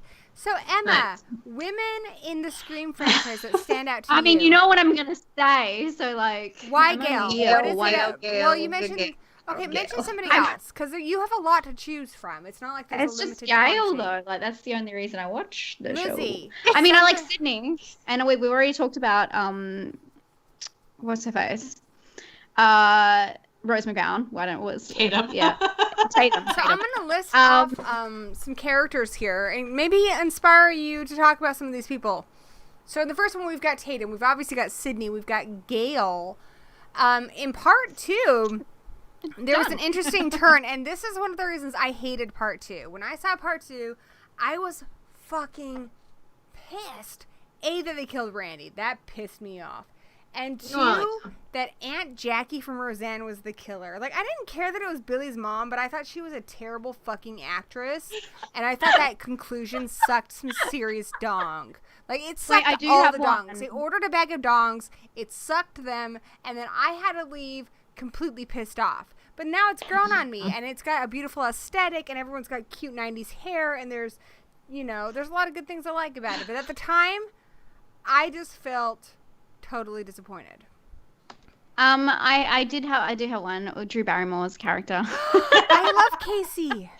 Because at least she's like, I feel like she is quite believable, and she toys back and forth. I like that. It's not just like the whole like vulnerable like help me. She's like a little bit sarcastic back, until like and her death is pretty brutal as well. Probably the most brutal And death, I Even assume. though all these movies are written by men, which I think sometimes, and I'm not saying that men can't write women. There are a few movies where I have very unpopular opinions about because I feel like just the men that wrote them didn't get it. I Spit on Your Grave is one that comes to mind that pisses me off every fucking time.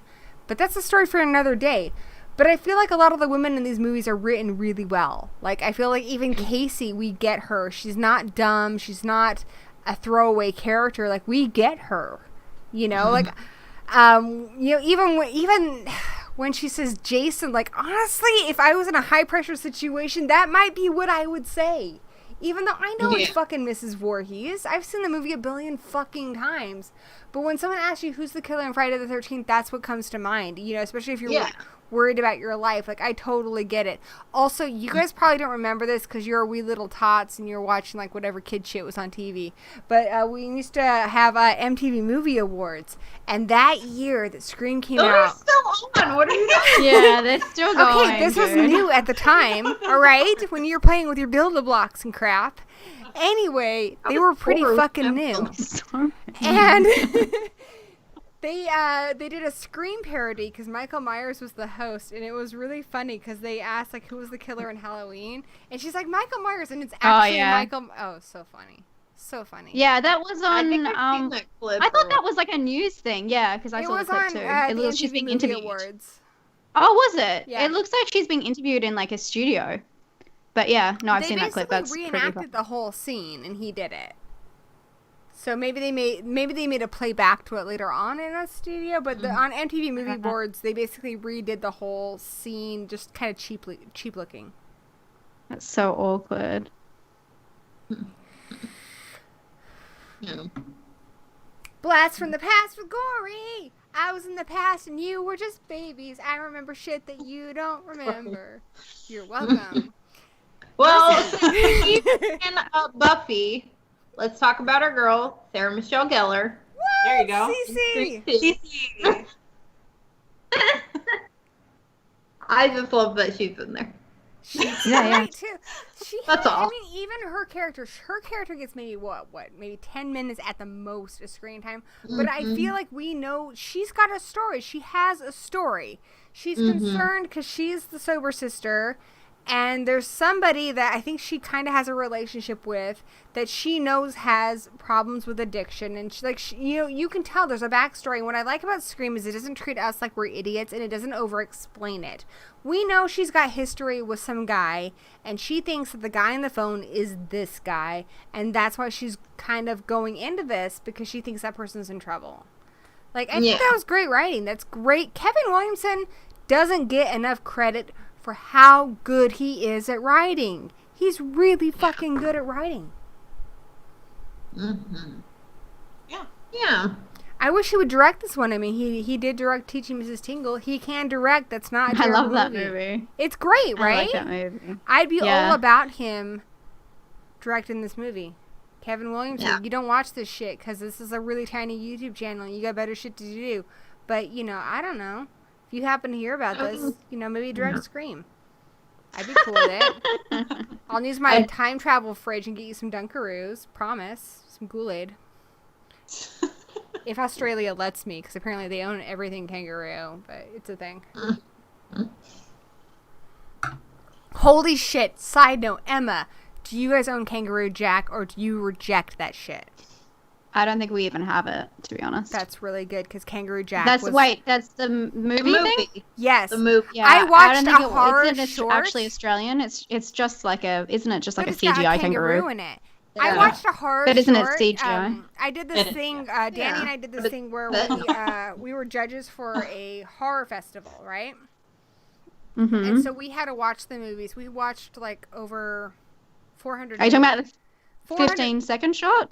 They weren't 15 seconds. Like some of them were 8 minutes. Some of them were 2 minutes. Some of them were 30 seconds. But most of them were around 4 minutes long. So we watched over 400 short films to narrow it down for what would be in this festival. And one of them was a Kangaroo Jack one. And basically this guy was forced kind of Saw style to watch Kangaroo Jack a lot. And if he didn't watch it, then like people would die. It was the stupidest movie ever. That's funny. But I feel like Australia deserves some money from that, because kangaroos. No, I think we're good. Do you remember when Nicole Kidman was on SNL back in Nicole the 90s? Kidman is not Australian. She's not? Is she New Zealand? She's born in Hawaii. Well, she was on SNL. I'm putting that in there quickly before Slops gets me. She was on SNL in the 90s with Mike Myers, and her whole thing was about, like, kangaroos and stuff. Like, she totally played up that Aussie stuff. She's totally trying to use your country to her advantage, so I don't think that's cool. She lives here, yeah. She's been here for a whole lot, but she was born born I feel like she's a phony, and you should call her shit out. I love her. She's one of my favorite people. I love her so much. But she's like claiming the Australia, and she's not the Australia. I'm not offended. She's probably not even ever like beaten down a drop bear or fought a spider. I'm sure she has. I doubt it. I doubt it. I don't think you know. Like, have you guys seen You, where they have these like season 2? They have these list of things that make you an Angelino, like a Los Angeles person. I feel like there's a list of things before you're Australian. I don't know. I don't know if Nicole Kidman's done those things. I don't know if she shot a spider or fought a drop bear, had a Dunkaroo. I think she probably has. I don't know. I don't know Emma, what you're kinder than I am, because the list of Washingtonian stuff, it's a hard fucking list, and we don't just let anybody on that list. Oh, what's your list? What's on your list? It's a lot of fucking shit, Emma. Right? You wouldn't get it because you're Australian. You're on the other side of the world. It's gonna sound like this feels a little bit personal now. Hey? Okay. Like, you gotta be able to dig your car. You gotta be able to dig your car out of 4 feet of snow. Easy. You have to be able to dodge deer on the road. What else is a Washingtonian thing? We have a lot of things. There's a lot. You know what? We'll get back to that. You know, Emma, this isn't about me. This is about Australia. Anyway, back to Scream. about Scream. Can we stop talking about how I'm different to everyone? I would like that, please. I would like to not be part of this narrative. The amount of times I've used Are we being that Australianist? I don't think we are. I feel like I'm rooting for the Australian people. I just don't want Nicole Kidman taking any advantage. Because I care about Australians. Like, love one of them. What about Scream? Like, what a cool movie. Anyway, so Scream. I want to know what you guys think about Aunt Jackie, aka Billy's mom, at the end of Scream 2. Did you like it or did you not? Because I freaking hate it. No, I really like it. I like the idea of, because there's always a bit of like a revenge aspect to each killer, except for of course her partner, who's just doing it to be famous, basically. But yeah, I like that she kind of came back, and there's that back and forth between her and Sidney, where Sidney's like, oh, well, like, you fucking didn't care about him before, like, you deserted him, like, you're the reason he's fucked up, not me, like, you fucked him up, yeah, like, as she even says, you forgot one thing about Billy Loomis, I fucking killed him, which I love that line, but she...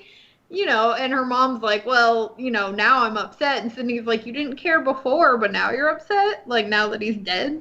And I love that back and forth that they have in that scene. What about her before, though, too, before she's revealed to be the killer? I love her before. Like, I know. Actually know that she's the killer, like, hounding Gale all the time and, like, shadowing her. I don't know.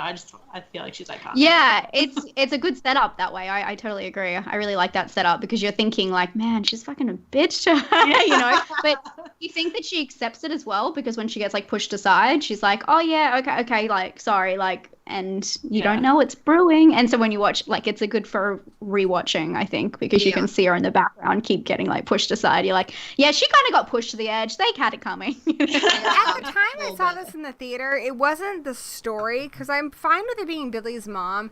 I didn't like her as an actress. I thought she played it a little too comedic. And it's grown on it. It is totally grown on me. But at the time, that was disappointing. On the first watch in the theater, like, that was jarring to me. It's really grown on me. Part 2 is one that I hated when I first saw it, and now I love that movie. The aesthetic of it, like the colors, just, I mean, everything down to the costumes. I just fucking love the movie. I love when, you know, her boyfriend, like, sings to her, like, all that stupid cheesy shit. Oh, yeah. I love that movie. It's a total popcorn fest. I wouldn't say it's like a masterpiece, but... It is a really fun movie, and it's one I revisit a lot. But at the time I saw it in the theater, I just remember being really upset because Scream was something that I took really seriously, that I didn't think was, like, a farce, even though it was very meta. And I feel like she, at the time I first saw it, I feel like she brought it to this, like, kind of comedy level that I couldn't really appreciate at the time. I think, honestly, even now, I would still like it if a more serious actress had taken the part. I think I would feel that character's pain more. Because even now, even though it doesn't bother me anymore, I don't feel her pain at all. I don't empathize with that character. I just want her dead. I mean, there's always a character doing comedic stuff in the background. I mean, you have Randy, who's that, like, very frontal comedic character. But then, like, in the first one, Dewey's doing stupid shit in the background. Like, they make fun of him. Like, you know, his sister constantly makes fun of him because she's like, you know, she says the janitor's your superior. Like, she's like, you're a cop, but I'm not fucking taking you seriously, and neither is anybody else. And Gale even plays into him with that. Like, she uses that to her advantage to get information from him by being like, oh, I think you're great and methody. And so, obviously, when shit happens the second one, that hurts. But I feel like she's kind of, even though you still have Dewey, he's a bit more serious in the second one. And I feel like she's kind of taken that goofy character role that Dewey had in the first one. And again, so I feel like, you know, that character doing that. It's okay. I'm, you know, a Zennial. I'm kind of between the Gen X and the Millennial age, and so, like, I'm of the age where fucking Return of the Jedi is the shit. Like, why? Who doesn't fucking like Ewoks? The people who are 5 years older than me fucking hate Ewoks. It's one of those generational things. And for me, Scream was something that I took really seriously. Yes, there was some comedy to it, but in my memory, Billy was a character I took really seriously. And I wanted his mother to be serious.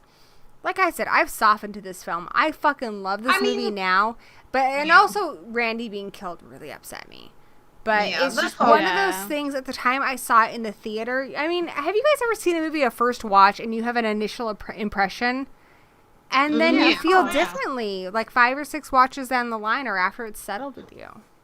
I mean, I know Emma had that with Lake Mungo. Like, you didn't like it, and then you went back, and you're like, okay, this is actually pretty good. I mean, I saw your rewatch.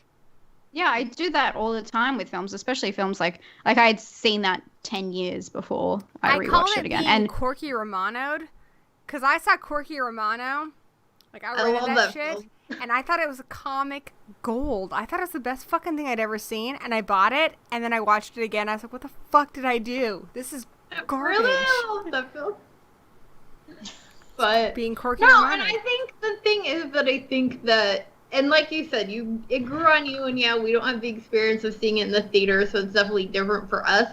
But I think once she's revealed as his mom, she's definitely more serious. Because she's playing one character before you know it's his mom, of this weird reporter, and then as soon as she's like, haha, I'm his mom, she's definitely crazy and more serious. Here's what I do love about that scene. Because I do feel like Scream has given us some pretty badass women, and there is this moment that's completely like Pulp fucking Fiction, when Gale and Sidney like both go and shoot at Mickey, like fucking gold, dude.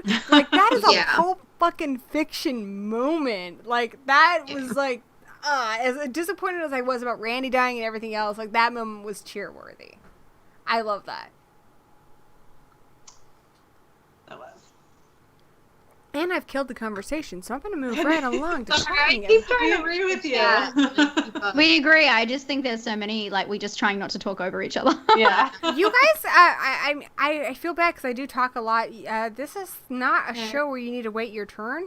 You can interrupt me at any point in time. I have 2 brothers and 2 stepbrothers, so yeah, jump on in. It's everybody's free-for-all. Everyone's silent. Sorry. Shit. I want to talk about Scream 3 a little bit, because I know there's a lot of characters, there's more characters introduced in Scream 3, and there's a few 2 in particular I want to talk about. One, we have Parker, Posey's? Parker Posey. Posey, there we go, I'm drawing a blank. Parker Posey's character, she's playing Gale in the movie. And I know my friend Laura, who I don't think she's watching right now, but I do Freaky Girls Live with her every month. She loves her character. I think she's really funny. Really funny. And I feel like she's kind of the meta character who's saying a lot of things that like the audience is thinking. We also have, and I can't remember the actress's name, but the actress who's playing Sidney in that movie. And it's really interesting because she's even more ingenue than Sidney. She's totally playing this like kind of waif character who's so innocent. And we find out she's actually really fucking corrupt. Like appearances are deceiving with her. Sorry. What are your guys' thoughts on these characters? Sorry, I just have like a bit of a moment. Don't be sorry. Dude, No. Emily Mortimer is playing like Sidney's character in the movie. You I are just absolutely saw that, correct. Yes, it's Emily And so Mortimer. my mind was blown a little bit. I was like, wait a fucking second. Yeah, you're right. You know who I just realized was in a Scream movie? I just saw it today. Like, have you watched movies again where you're like, holy fuck, they were in that? I was watching Scream 4 again today, and I'm blanking on her name, but the gal from Glow is Sidney's assistant. Yeah. Allison. Dave something. Franco's Yes, Allison wife. Brie. Brie, thank you. Yes. Yeah, I was watching this today. I'm like, she's in this? I Crazy. always forget it's her because I'm so used to seeing her in comedic roles. Yeah. And so, Except for Horse Girl. I Did you watch that Horse always- Girl thing? forget. Oh no, I haven't seen it. Oh my god, that will change your mind, Lizzie. Horse Girl, it's on Netflix. You should watch it. It's pretty Okay. far out. But yeah, no, I'm the same because of Community, obviously. Yeah. I haven't seen Community, but I think I need to. I've seen And some don't worry, chat. I'm going to get to your questions, too. I feel like I've been ignoring you guys. I have really compelling guests this month. I mean, you know, if you had a chance to talk to these ladies, you would, too. Anyway, I'm going to get to y'all. Okay. Let's talk about these 2 ladies in Scream 3. I want to hear your thoughts, Vicky. On the people playing Gale and Sidney, like in Stab Yeah. specifically, that's what you're asking about. Well, I mean, I honestly, I don't think about Emily Mortimer's character, I guess. I never really thought of her character that much. She's kind of just like, I don't know. I feel like she was a little, I mean, she's not a throwaway character, but I feel like Parker Posey is kind of like a scene stealer. Though? Do you have an opinion about that? Because she's brought on to be so innocent, like even more, like she is the archetypical final girl, where she's brought on to be so pure, and we find out she basically slept her way into the role. Like, it's completely the opposite. Well, she did, yeah. Which I think is a commentary on this perceived virginity of final girls. Yeah. Yeah. Just like another play on that. But I mean, I feel like a big part of Scream 3 is also like that Hollywood system. That's a huge theme in a lot of the women, including Sidney's mom. Yeah. Yeah, I agree with that. Do you have any thoughts about Sidney's mom, who is a big part, obviously, of... I mean, she's never really in the movies, but I feel like her presence is felt in a lot of these films. Yeah. Because she's like the point of it all. She's like the apex. She's like Norman Bates' mom, where she's never actually in the movies, but she is so crucial to the events that happen. Yeah. Vicky, dude, it's all you, man. What were you saying, man. Lindsay? Lady. Oh, I was saying that, yeah, like, she obviously always has this presence over Sidney in the films, but definitely she's a main character of the third one. Like, you actually get to learn about her and what she went through. Remember how she was Ghost Mom? I kind of wanted her to hook up with Ghost Dad from Jason Part 7. Like, I shipped that shit. Yeah, she was Ghost Mom. Ghost Mom and Ghost Dad. Still be alive. What if the new one was just like a prequel? Ooh, like with Sidney, like the murder of Sidney's mom, you mean? Yeah. What if it's like Fire Walk with Me, you know, kind of like same sitch. I haven't watched Fire Walk with Me yet. I just finally finished the first season.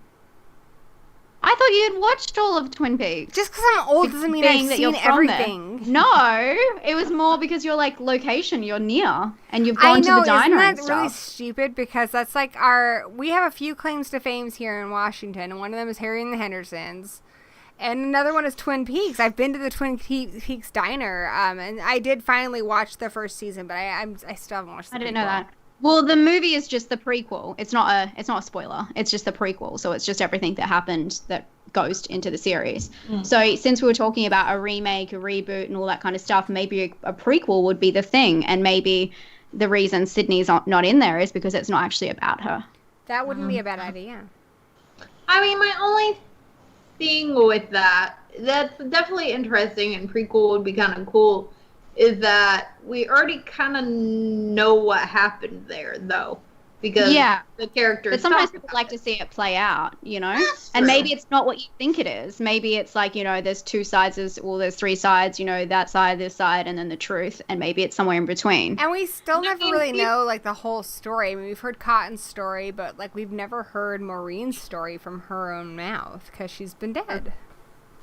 Yeah, and I mean, people still debate, even though it's supposed to be that Billy and Stu killed her, there are people that still debate on whether or not they actually did it, or if it was Sidney's brother, even though he said he pushed them to it. Like, he still could have done it himself, you know, but people debate that. So that's true. We could actually get, like, a look at what happened. Honestly, the way we're introduced to Billy and Stu, I feel like we're introduced to Billy being kind of the mastermind, but when you watch it again, especially knowing that Stu was supposed to be the killer originally at part 3, to the point that he was hired for that part, you look at it and you're like, Stu is the real sociopath here. Like, he is bent.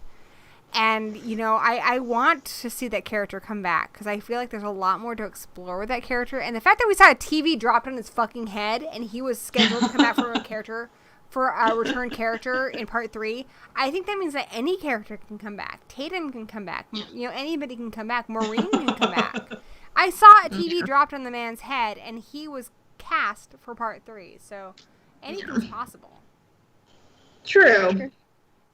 I did talk about in my video that if we were to bring back Stu, I think it would be interesting that, because obviously there was, initially they were going to do the idea of him controlling things from in prison. My thought was, what if instead, it's a little weird, but what if he was almost kind of reformed and was helping Sidney from prison, and he helped her figure out who like the killer. Hannibal Lecter? Kind of, yeah. I know it's very similar to Hello, Silence of the Lambs. Sidney. And it wouldn't necessarily be that we have a scene where she goes and sees him, but, you know, she could get a phone call or something, you know. That could be interesting. Like, I like and it wouldn't, yeah. I just thought it was, like, an interesting way, because I do love Stu. I love Stu. And Matthew Lillard, he is infinitely entertaining and one of the best people I've ever met. Have you guys met Matthew Lillard? I'm not, unfortunately. He's but I really do great. I saw him at a con, and, you know, obviously people say a lot of stupid shit at cons, you know, when someone's speaking, and he completely heckled the people who heckled him. And my son is a huge Scooby-Doo fan, so he's there not as a Scream fan like me or a Hackers fan like me. He is totes there because this man played Shaggy, and Shaggy is my son's hero. My son lives and breathes Scooby-Doo. He spends his time when I'm making, you know, writing or doing YouTube videos. He spends all his time on the Scooby-Doopedia. Like, Scooby-Doo is his fucking life. He's stoked that there's a new Scooby-Doo movie coming out. He could give a shit that there's a Scream 5.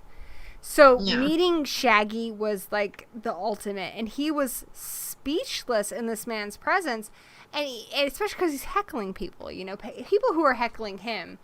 But I told him, I was like, you know, you need to raise your hand, because he really wanted to ask him what his favorite Scooby-Doo series was. That was important to my kid.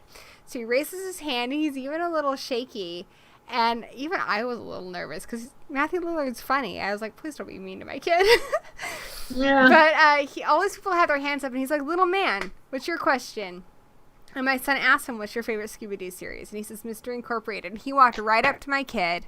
And even though contractually he is not allowed to do the Shaggy voice outside of Scooby-Doo, like, he's just not allowed to. If you ask him to, he won't do it.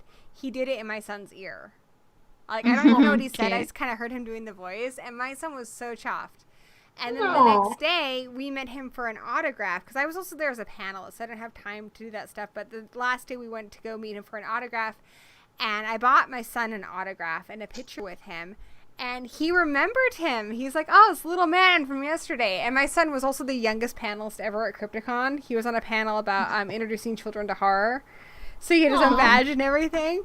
And he was so taken with my kid, he even said, can I give him something? Does he already have a picture? And they're like, yeah, his mom paid for a picture. His mom paid for an autograph. He's like, I want to give him something. What can I give him? And he gave him a Scooby-Doo hat. And he was he was so sweet to him. Like, if you got to meet your hero, that's the way to meet your hero.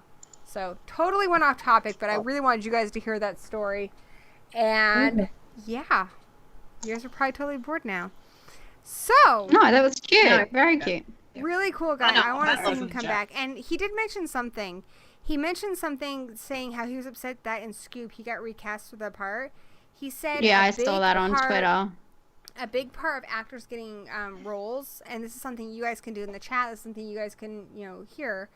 If you care about somebody and you want them to get work, follow them on Twitter. Because I have a cousin who's a screenwriter. My cousin wrote Leatherface and Hellfest. And he had trouble getting published because a lot of publishing places won't publish you unless they feel like you can market shit yourself. And he didn't have a huge Twitter following. And even Matthew Lillard said, your Twitter following, that will determine if you get a part. So if you like somebody, follow them on Twitter. You're going to help them get work. That's something you can do to support the people that you like in the industry. True. I know. He's very, like, humble on Twitter, too. To the point of kind of sad. I did see something that Matthew Lillard and Jamie Kennedy were, like, interested in coming back to Scream 5 if they could. Yeah.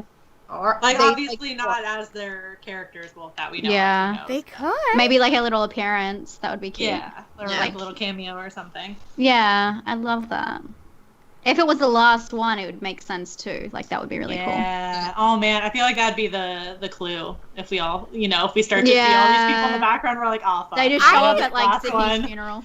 I would not feel cheated if they found a way for Randy or Stu to come back. I would not feel cheated at all. I would just be happy to see those characters again. Yeah, me I like too. a theory. I don't know. Did somebody mention it earlier that, or maybe I read it somewhere that there's like a theory maybe that Randy faked his death in 2. And he might come back in 5 as like the killer or something. I I don't know. did. When I first started YouTube on Horror Addicts back in the day, one of the first things I did was a video of saddest deaths. And I only did 5. It was actually because somebody was doing a contest. But Randy was one of them. Randy and the fucking shoe and Roger Rabbit. To this day, man. Fuck Randy's mom. Those are the 2 that get me in my feels. Yeah. I don't know. I feel like I'm orchestrating things a little too bit. What are characters that really call out to you? Like, is there a character that we haven't talked about, Lizzie, that really speaks to you in this franchise? Because there's a lot. I mean, if we're talking about female characters, I mean, we talked about her a little bit. Kirby being the new Randy. Mm-hmm. Yeah. What are your thoughts on Kirby? She's awesome. She's the best. And I love the fact that she has that scene that mimics Cece in Scream 4 where she has to, answer the questions. And I love the fact, it always bothers me because I want to know what the answer is, but I love the fact that Vicky already knows what I'm talking about, but he asks her a question and she just lists off a fuck ton of remakes. Yes. Like, it's one of those, right? I that fucking won. Part where he's quizzing her, like, as a horror fan, did you totally relate to that part? Because I feel like that, like, Kirby, like, even more so than Randy, like, if someone was doing that to me on the phone, I know my fucking horror. I would just be like, boom, boom, boom. But, I mean, you're under stress. You're going to say something wrong. Yeah. Yeah. I always, when that scene comes up, think about, like, would I say it like that? Like, would I come up with it straight away? Yeah, exactly. So what is the actual question? What you were saying, Lizzie?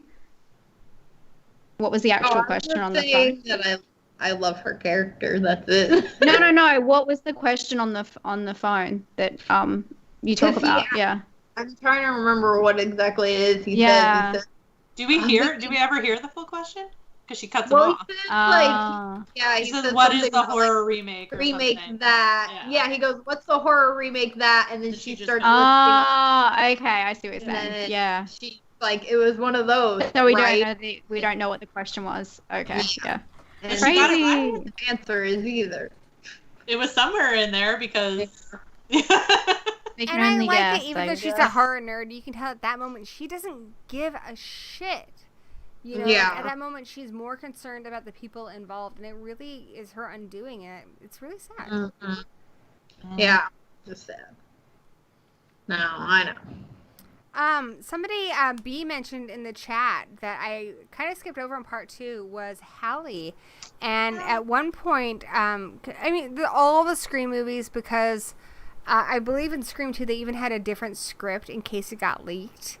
So, that the ending wouldn't be revealed. But at one point, even Hallie was going to be the killer at one point. Yeah. Hallie was the best friend.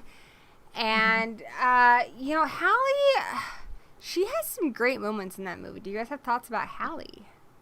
Yeah. Oh, somebody did say in there what about Hallie. Yeah, I mean, I do like her. I think she's a great roommate. She kind of takes over, obviously, the best friend role. And she tries to, get Sidney to kind of get out of her hole and go experience college life. And I feel like they don't talk about it in the film, but I feel like she probably introduced Sidney to Derek because, right? That's the thing? Because... Yeah, I think you're right. Yeah, I knew it started with a D, but because, she's part of a sorority and he's part of the fraternity and Sidney's not, and they're like roommates, and I feel like because you don't see Sidney and him being in any classes or anything like that together, so it's kind of like how would they have met? So I feel like she probably was like, here's this great guy who was probably like, ooh, who's that? And so she probably introduced them and really pushed Sidney to trust somebody again. And I really like her, and I'm bummed that she's killed off. And that was one thing I was going to bring up is that, I don't want anybody to think I'm getting too political. Not you ladies, but anybody in the chat. But in the 5th one, I feel like we do need to have more representation, especially women of color. There are characters of color throughout the franchise, but they're killed off. Yeah, they play into that stereotype. Something I want to talk about, because Scream is very clever, and you know, I am a little on edge when great female characters are written by a man, because I will look at it, you know, and I think Kevin Williamson does a great job. There are some men who I just feel like can't write female characters, and I feel like a lot of times men write, I mean, even, and I hate to say this, but one of our greatest female characters is Ripley. Ripley was not written as a woman. They were all written as men. And she was cast in a role that was written for a man. So though I love Ripley, Ripley is a strong character because she was written as a man. It's okay to be a girl. It's okay to be into girly shit, guys. If you're into princesses and shit, there ain't nothing wrong with that. There's nothing wrong with being a girl. There's nothing wrong with being a girl who's into dude shit. There's a lot of different kinds of women, and there's room for all of us. Well, there's no such thing as really dude shit and women shit, though, is there? There isn't. There completely isn't. But for the longest time, in order to be a feminist or to be a strong woman, you had to like be able to kill aliens, and that's not the only way. You know, I think Bridget Jones is a strong woman. I think Sidney's a strong woman. Oh my God, is she? There are so many different kinds of women, and you know, I think just being true to yourself is what it means to just be human and also to be a woman. You know, there's a lot of iconic characters that come to mind. One movie I think that gets so horribly overshadowed is the mom in Cujo. I think she's incredible. Like that movie, I met Dee Wallace and I was almost in tears because she's my hero, and especially as Dee Wallace is your hero.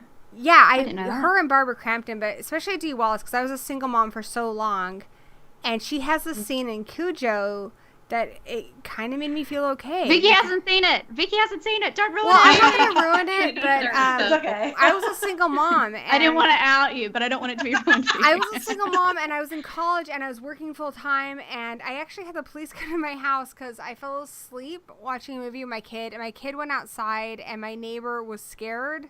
She thought something might have happened to me, so she called the police. So the police woke me up, and I felt like the worst fucking mom ever. Like, I'm in tears, even though I didn't do anything wrong. And they're like, honey, you're just exhausted. You're doing a lot. And I feel like it wasn't okay to be exhausted. And watching Cujo, there's a moment where she's hot, and she's trapped, and she's scared, and Tad is screaming, and she's like, yes, I want daddy too.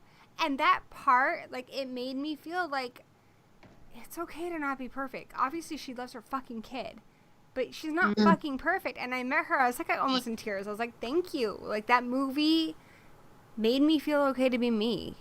You know, it made me feel like it was okay to not be fucking perfect. You know, like, and she's so incredible. Like, she was so wonderful. She's like, Haley, just come here and hug me. Like, she's a doll. I love her. That's nice. Good. But, yeah. So we're talking about, like, writing women in horror, and I think one of the few times I think they might have failed a little bit was with Hallie. Do you guys watch The Take? No. The Take is a great, they mostly do a lot of feminist stuff, but it's a YouTube channel, and they explore a lot of these tropes. Yeah, I've seen some They'll of the explore the stuff. manic pixie dream girl. They explore the magical black person. They explore the young angry male. Any kind of trope there is, they'll explore it. Yeah, and sometimes there's seen good some. things, sometimes there's misunderstandings, and sometimes they'll flat out say this is something that needs to stop. You know, we need to stop doing this. And one of them that they explored was the best friend character. You know, we see that in Good Will Hunting. We see that in so many characters. Even the gal who's in the new Halloween, she's in Jawbreaker. Like, she's did sketches on it. Like, she did a sketch where a guy is, like, into her, and she's like, I should introduce you to my friend. And, like, she just sits around all day waiting to help her friend, you know, because sometimes best friend characters are written like that. Like, they have no fucking life of their own. And to a degree, I think we got that with Hallie. Like, Hallie didn't have a lot of story outside of Sidney. Yeah, I was gonna mention that when we brought her up. Like, I feel like she could have been. She had her moments where I feel like she could have been like a Tatum kind of character, like keeping it real with Sidney. But I feel like most of the time she was kind of just like Sidney's like emotional support or something. I don't know. I feel like she was more of like a background character. If we're gonna compare her to like Tatum being in like the best friend role or something, if we're gonna like put them in those boxes or whatever. But I mean, like, I feel like she took a backseat. What did she want? What was her story? We knew she wanted to get into that sorority, and that is it. Random side notes. They want to get into the sorority. And Rebecca Gayheart, who's the killer in Urban Legends, is part of the sorority. Do you feel like there's a crossover potential there? Mm-hmm. I think so. That's true. She is in that. That is very true. So I want to talk about a really big thing in part 4, because I know Emma's got to leave here soon. So I want to talk about part 4, because part 4's got some pretty big characters that are women of horror that I want to talk about. There's Sidney's freaking cousin. And obviously she's the killer. And Her she's freaking batshit cousin. crazy. Emma, you're a smart cookie. Break this shit down for us. We're doing with Emma Roberts. Yeah. Playing Emma Roberts. Yeah. And she's also a fellow Emma, so I feel like you have some inside information Oh, I am here. not like Emma. No, I am not I like feel like this all one, the trust me. Emmas, though, secretly have like this internal communication where they kind of get each other. I hope not, because she's crazy. Didn't she like she bashed her boyfriend? Like, Yeah, I'm not a fan. Yeah.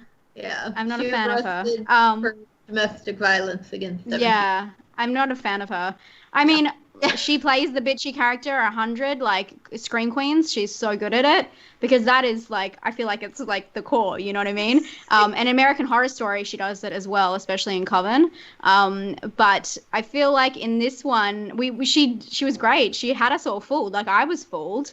I didn't see it coming, which is so strange now, like when you rewatch it, and especially with twists now. Even though I know this was only 9 years ago, with twists now, you're looking around. But that's like the fun thing about Scream, is that everyone has their own motives and everyone is a suspect, and that's the whole point of Scream. Yeah. So she was the person who seems the most innocent until you realize. I don't think anyone's motives in the show ever really 100% make sense. Like in the show, sorry, in the movies. Like some of them, you're like, I get where you're coming from, but also like you could just not care about that. Like just move on, find some new friends, find a new girlfriend. Like it's not a big deal. But I feel like with her, it's family, so it's a little bit different. And I mean, actually, in the second one, it is like a revenge about family as well. So I guess that also makes sense. But I feel like hers is definitely deep rooted, and you definitely see like crazy. But I think that's what's good is in 4 and in 2, when the killer is revealed, it's because of their drive of their family that makes them so crazy, and you really see like the crazy the eyes like turn and everything. But that scene when she's walking through the house and she's like injuring herself is pretty brutal. I love that. It's one of the like those moments that you're just watching it unfold and you're like realizing everything, and I think it's cool. Yeah, when she chucks herself through that, I love that. But yeah, that's how I feel. I love the movie though, and I think that was a really good her mom. Like, do you see echoes of her mom in her? Because her mom, she has this great scene early on in the film where they're talking about, she's like, Sidney's mom was my mom. And they're like, because they're talking about how Sidney probably has a lot of scars. They're talking about physical scars because she's survived 3 fucking movies. And she's like, well, I have scars too. And they're like, no, we meant like physical scars. And she's like, oh. Yeah. I mean, I definitely think, I don't know, I guess it's like weird because Sidney, she comes back and now she's, seeing her aunt and her cousin, and it's just kind of, that's the only thing that I feel a little weird about it, because it's just like, it seemed like she didn't really have like other family in the first one or even in any of the other films. Where were they? And then suddenly we're introduced to, this family, and they act like Sidney's super close with her aunt, and that like her mom and her aunt were super close sisters, but they just kind of randomly appeared for this 4th film. And though I love it and I love the reveal, it's just like it's a bit odd because it doesn't seem like they were around at all. Everything else. I kind of like she was literally staying at a friend's house. I got the impression that Sidney separated from the family after the events of like her mom dying and the events of the first film, because God, I can't remember her name, but Emma Roberts' character mentions that she really doesn't know Sidney. She just knows that she's famous. Yeah. Well, and I mean, obviously, we don't know where Sydney's aunt was during the events because who knows, she could have moved away and came back or whatever. Yeah. But like even in the first film, like Sydney goes and stays with Tatum during all of these events because she has nobody to stay with. Like Tatum says her dad's out of town. Like, don't you think if there was a killer on the loose on your mom's anniversary, you'd go stay with your aunt? Like, yeah. Do you guys sympathize with these characters at all? What? Do you guys sympathize with these characters at all? No, I mean, I definitely do, but I just feel like they're kind of weird. I guess. Side note, Emma in the chat, they really want to know if you can take Emma Roberts. Emma versus Emma. And I'm not a violent person at all. I wouldn't do it. She did beat up Quicksilver, Quicksilver, but I wouldn't. Wait, what? Is that a superhero? No, the guy who's like also in American Horror Story, they dated and like she got like arrested for beating him up. Yeah, that's what we talked about before. That's what we were talking Yeah. about. Yeah. Like she's intense, dude. And she's Yeah, Eric no, Roberts' wouldn't. daughter. And I saw him in Human Centipede 3. Like I think you should just. Why are we not talking about Julia Roberts though? That is her To niece. bring up the fact that it's kind of funny that her character is like this girl who's mad about the fact that, you know, she lives in her cousin's shadow, and then the actress that's playing her literally has a famous like aunt or cousin or whatever. I think Emma Roberts is kind of a household name, but nothing compared to Julia Roberts. And so in a way, I think it's one of those instances where the actress, the performer, probably brought a little something personal to that. I mean, she's never going to be Julia Roberts. I mean, it's just not going to happen.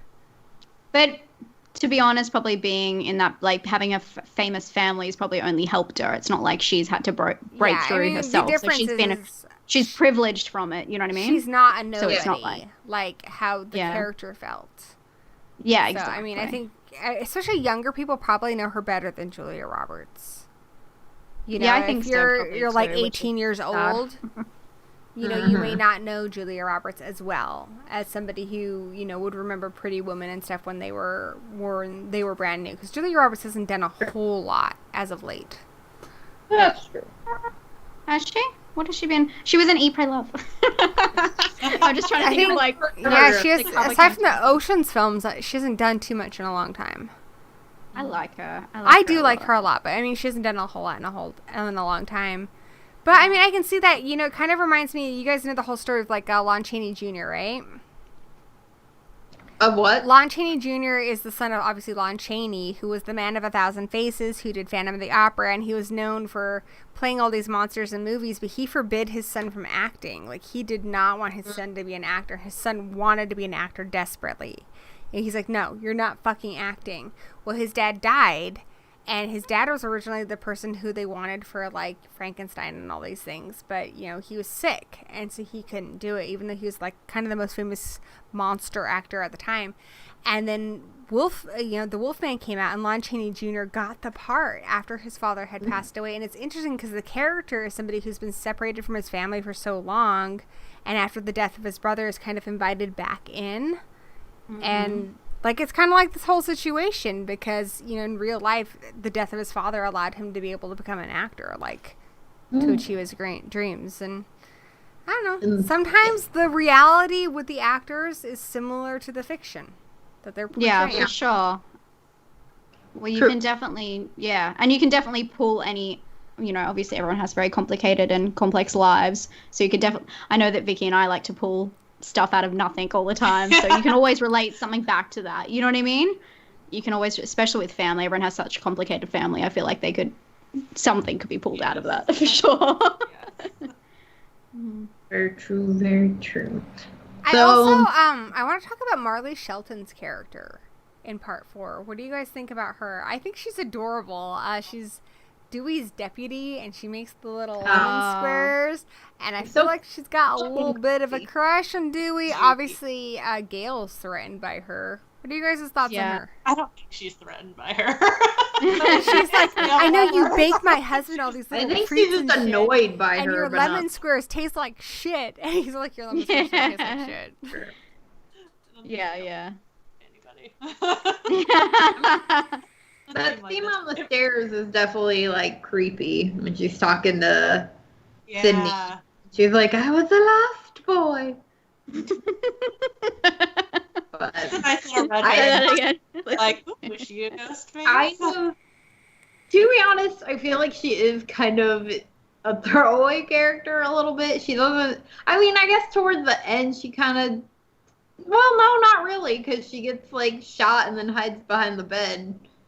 She doesn't really do much. Too much. Yeah. And so I feel like she was just another female added in character. But, I feel like the cast in this is a parallel of the cast in the first movie. She's the new Dewey, and that's why she connects with Dewey. True. You know, Emma Roberts' character we're supposed to perceive as the new Sidney. Even Sidney says, you remind me a lot of myself. Yeah. You know, we have the character who's like the we perceive as the new Gale, and the twist of this movie tells us that these characters are completely not the characters we knew from that first movie, but they're That's introduced like these characters. Like even Kirby, who we love, is the new Randy, and she's the only one who kind of remains true to that archetype from the first film. Yeah. Yeah, that's Like true. I feel like Randy would support her. Randy would be proud. Very true. Very true. Randy would be all up in that cinema club. Yes. Well, like, so random characters that get introduced talking about Randy's sister in the third. Good She point. just randomly pops up too. I don't know why Great people actress, by the randomly way, get family too. members.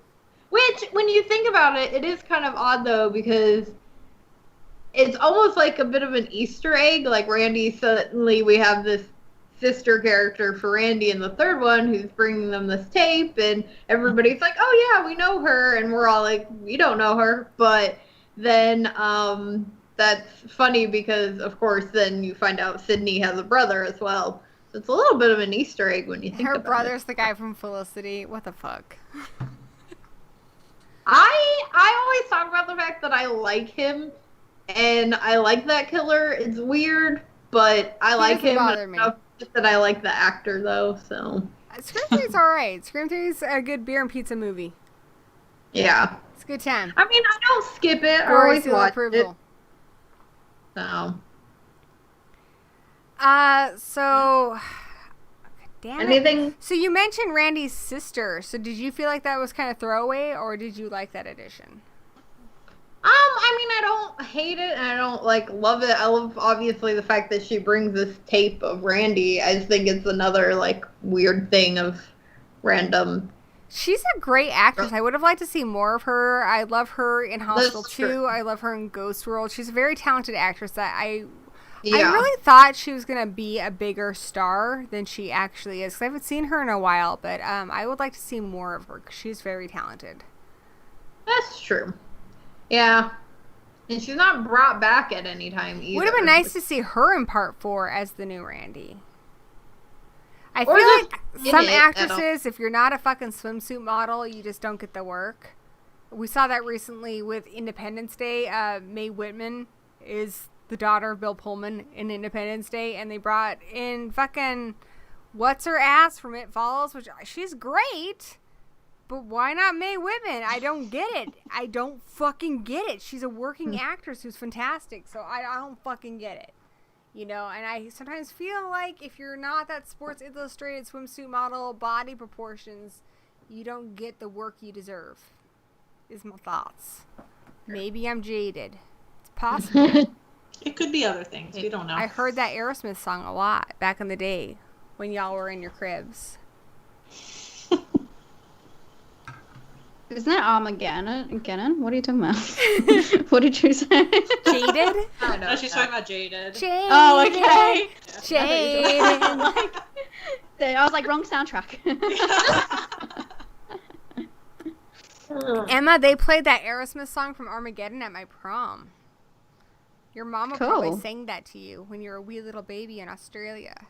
When you were a wee little No, we don't have proms in Australia, so Yeah, it's a little but bit different. You were a wee little babe at the time, so you're probably in like your crib or your pram or something.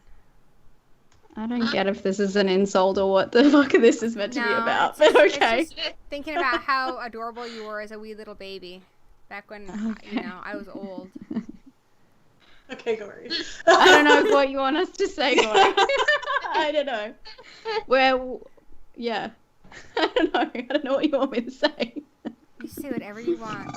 Say whatever you want. It's a little bit of jealousy, you know, because I'm old and I'm jaded and I've seen some shit, dudes. I've seen some shit. It's kind of like in Dodgeball, like I'm the guy in the wheelchair without the legs and shit, or in Forrest Gump. Like, you guys are Forrest Gump, and, like, you know, I'm Sergeant Dan, Lieutenant Dan.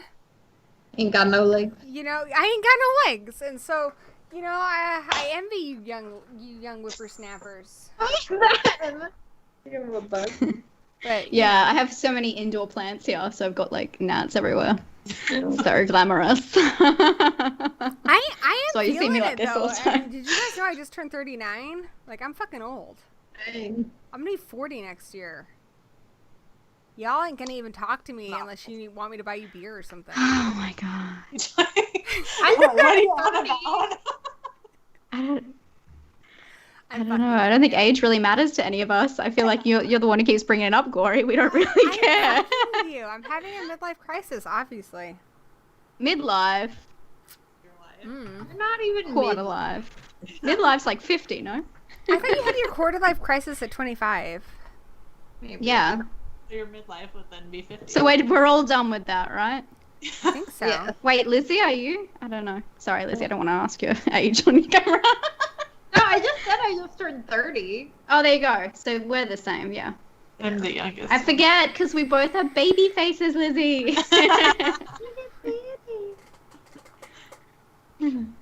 Well, Vicky, was there anything else you wanted to say about Scream? Make sure that Southern Vicky misses out. No, I love it. I love everything about Scream, and I will apprehensively be waiting the 5th one. I'm still gonna go see it. I'm gonna be first in line to see that movie. Don't worry. We So I want to hear, do you guys like all of the Scream movies? So this is just, you know, we've had our in-depth discussion. We've talked pretty deeply about these fucking films. You know, about the women, you know. We've had the college discussion. Now just dumb fan discussion. Are there any of these movies that disappointed you? Wasn't it dumb? What is your favorite movie of the franchise? The first Yeah. one. Yeah, one. Yeah. We're all Rank like, them. What is your ranking? I think everyone should rank them in the comments too, because I love seeing. Oh, Yeah, yeah. I'd like to hear everyone in the comments. And in the comments, I gonna also write want mine your in the guys' comments, questions, because we're going to wrap it up here pretty soon. So any questions you guys have for everybody, let me know, and I'll bring up I the mean, I questions. did do a video rating all the Screams, just FYI. I wanna Lizzie, hear drop your guys' the URL rankings. and- It's like- and there's no wrong ranking, okay, guys? True. Oh man. 1, 4, 2, and 3. 1, 4, 2. So Is Brandon that yours as Legion well? Is That's 1, Vicky. 4, Yeah, that's 2, mine, and yeah. 3. Oh, Ken sorry. Leach is 2, Someone else 1, just 4, wrote 3. that. No, that's mine. Yeah, that's mine also. I don't know. Oh look, it looks like a lot of people agree. I would say 1, 2, 4, 3. Zachary, what are you then? Mine would be Sorry. 1, 2, 4, 3. What about you, I think ladies? everyone. Oh, I don't know. Wow, B says 4, 2, 1, 3. That's interesting. Because I gotta rate it by the haircuts. It's always, you know, I Like think it's haircuts. always like when you Well, come the into these haircuts franchises, still- like I get questions a lot because I do like Jason, but I have really unpopular opinions. My favorite's part 7, and I always have people be like, "The fuck is wrong with you, girl?" But I fucking love part 7 because it's Carrie versus Jason, and I was like 7 when I saw that movie, and I thought that was pretty great. Yeah, I haven't seen all of them, so. You're not missing a whole lot. Yeah, I only watch what I want to watch. People get really mad, but it's just what. That's what you should You do. can't Life's force too yourself short. to do something that is Life torture. is too damn short, and you watch a lot of shit that most people haven't seen, so they can, you know. I don't know what I would rate mine, guys. I don't know, because I like the first 2 the most, but it's not like I dislike any of them. Do you have one that you... So I probably Do you just pick out do them, 1, like- 2, 4, 3. That's mine Basically too. what everybody does. Yeah. I don't dislike them. I thought Yeah, they were good. it's one of those things like we're ranking them, but I don't hate, like 3 is at the bottom too, but I Did don't you hate rank that them, movie. Lizzie? Like, Did you guys rank them, Lizzie and Vicky? yeah, I said Yeah. 1 or 2, Okay, 3. here's my Lizzie, question, and this is gonna get this one will interest Emma. Sidney versus Gale, who would win? If they were going to go full Travolta versus Cage, who would win? Gale. If it was the movie, If they were going to full on face off and they had to fight to the death. But is it a fair death though? Because like if it's in a movie, then obviously Sidney will have to win. Separate movie. They're just in a separate movie where they're on Celebrity Deathmatch and they're gonna duke it out. In the chat too. Sidney versus Most American Gale, thing who I've ever wins? heard. I love you guys, but what the fuck? I think Gale would fight dirty because Gale is an opportunist, as Randy says. I don't think she would fight dirty. She would just do it. But also, I think Sidney would too. I think Sidney's still a badass, and I think that the whole thing is she's the survivor. So I can't see her dying. I could see Gale having a dramatic death before I could see Sidney, to be honest. So I would say Sidney, even though I love Gale. I still think that I just can't see it. Yeah, I talked about this. I posted something about this on Twitter because I was rewatching, and I talked about the fact that, and I know we said this is outside of the world of the movies, but if we're talking about in the movies, I talked about the fact that one of the things I love about Sidney is that even though, you know, when she does have to kill people she cares about, like, obviously it tears at her, but she's not afraid to do it. Like, she's like, you are a bad guy who's been killing people. Fuck you. Like, I will kill you even if I don't want to. And I mean, there's a moment, like, she is saying mean things to her half-brother towards the end of 3, but she still holds his hand in those last seconds before he dies. Didn't that remind you of, like, Halloween 5? Where they have that moment? I don't really watch all the Halloween. Where she's all like, she's his niece, and she's like, uncle? Like, I got the feels, man. Yeah. I don't know. Blood is thicker than water, dude. Enough of all the Halloween movies. But okay, did you get feels, though? Did you get feels? What? The feels when Sidney's with her brother. Yeah, no, exactly. And that's what I'm talking about. Is like, she does feel bad, but she's not afraid to do it. So I think if, like Emma said, if we were in a movie situation and she found out Gale was the killer, like, even though they've come so far from the first movie and it might hurt her to do it, like, I think she would just kill Gale off. Like, yeah, I think so too. I like it. Okay, so we have a few questions from the chat that I want to get to. Ben asked a question. Where did his question go? How should they honor Wes Craven in the new movie? I think they should do like I think that they should put like Freddy Krueger in the background, like they kind of do with like the janitor. I think that would be cool if they did like someone in the stripe thing in the background. I think that would be good. I agree. And definitely like a dedication at the end. Oh yeah, or even at the start, like this is dedicated to all the fans and, you know, Wes Craven. Yeah, exactly. I could see them doing that. Yeah, I definitely think something like that. Even just like a picture of him in the background or something like. Yeah, for sure. Or maybe they even refer to him in some weird way, like he was someone who, Yeah. Hopefully they don't do that whole like CGI thing where they like put the face on. No. They should bring back the Craven Pizzeria from Nightmare on Elm Street Part 5. Well, they reference Nightmare on Elm Street, so and they. Of course they do. They reference him in the first one. Yeah, a lot. Yeah, Emma mentioned the janitor thing, so and when he's like not. I think somebody mentions him, right? Casey does. I don't know. It doesn't matter. Yeah, they talk about. Well, in the first one, they talk about how the first one's the best, and all the rest of them. I just couldn't. Yeah, I don't know why I thought she said his name or something. Maybe because I probably just imagined it. Well, because then in the scene that Emma mentioned with the janitor, he says, "Not you, Freddy," and so. Yeah. I thought somebody actually mentioned him by name, but I don't know why I thought that. Yeah, that's okay, Emma. Emma, that's totally okay. Also, when you type, it like flashes on the screen, so okay. I'm trying to be like subtle. It flashes your screen blue, so like everybody sees it. Sorry, guys. But it was subtle. Subtle. It was subtle. Yeah. Sorry, I only booked an hour for it, so. You can go anytime you want, honey. You're not obligated to stay. That was. I think we covered all of. Outed myself. Literally. I just want to write like fucking bitch on it. How about we do one more question and then we wrap it up? You guys, Okay. is that okay? Okay, yeah, that's fine. Anthropomorphic Fiend wanted to know if Scream did a crossover with any other franchise, what franchise and why? I don't know. Paranormal Activity. Oh! Why? 2020. No, don't do it. Don't do it. That's awful. That's horrendous. Why? Like, what franchise and why? I don't know. I can't think of any. I said unfriended because it's 2020, or it'll be That's 2021 or whatever. What if they were like all like inside due to like COVID, and then they're all on the computer, and then Ghostface is like killing them off with unfriended style? There you go, because they're all like in the house. Love that. I'm gonna go with Urban Legend because I think it's already kind of there. That's because you've true. got I was Noxzema thinking Gal, that. who was a sorority pledge in part 2. You could easily bring her back. She was the killer in 1, and she comes back in 2. So I think Urban Legend and Scream could easily cross over. They've got a lot of shared similarities.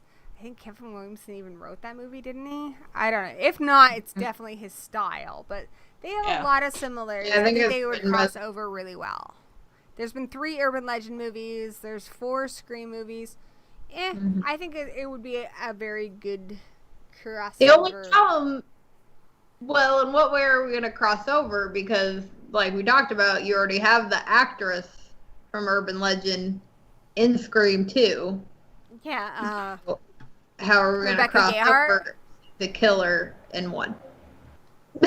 I think you could bring Rebecca Gayheart back, and you could have her as like a red herring. And also, Robert Englund was in Urban Legend, who obviously is Freddy Krueger. Oh yeah. That's true. You also have Jared Leto in that. There's a lot of people you could bring over. You have Alicia Witt, who hasn't done anything in a while, but she's actually a really good actress. What's his butt from Pacey from Dawson's Creek was in that too. There's a lot of people who are about the same age as the Scream characters that you could bring on over. That I think it would work. And if we're gonna get, I hate fucking Final Cut with a fucking passion. It's one of the most disappointing movies I've ever seen in my life. Oh, I thought you were talking about the Urban Legend Final Cut, but in that one you have Jennifer Morrison, who's become a bigger name since she did that film. She's done, House and Once Upon a Time and Stir of Echoes. So.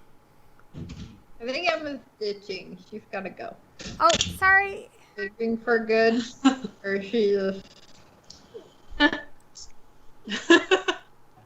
Probably not for good, but yeah, I think we got everything, right? We covered the whole damn. We got everything. Vicky, you didn't say much. What are you talking about? What do you want to do for your crossover? I said twice now. Unfriended. That was mine. But why unfriended? Because it's gonna be 2021. Like technology. We need more technology in it. And then Emma mentioned the thing with COVID. It would work. Everyone's stuck in their house. Should we wait for Emma to come back? I don't know. Is One of Emma us should coming probably back? message her. I don't know. Well, she's away from her stuff, guys. Did she just bite us? No, she probably just had to go do something What really do you quick. guys think about, because Scary Movie did a lot of, I also, forget Scary Movie, what do you guys think about the Scream TV series while we're waiting for Emma? I only saw the first season, so. I liked it. I was disappointed that I guess, third season, I'm like blanking, but third season got because the second season leads you to believe that there's going to be a third season, and then they did this weird 1-bit episode for I think Christmas or something, and then you end up having the VH1 season or whatever, mini movie, whatever. I got confused because they did 2 seasons and they did one where they were on an island and then they rebooted it, right?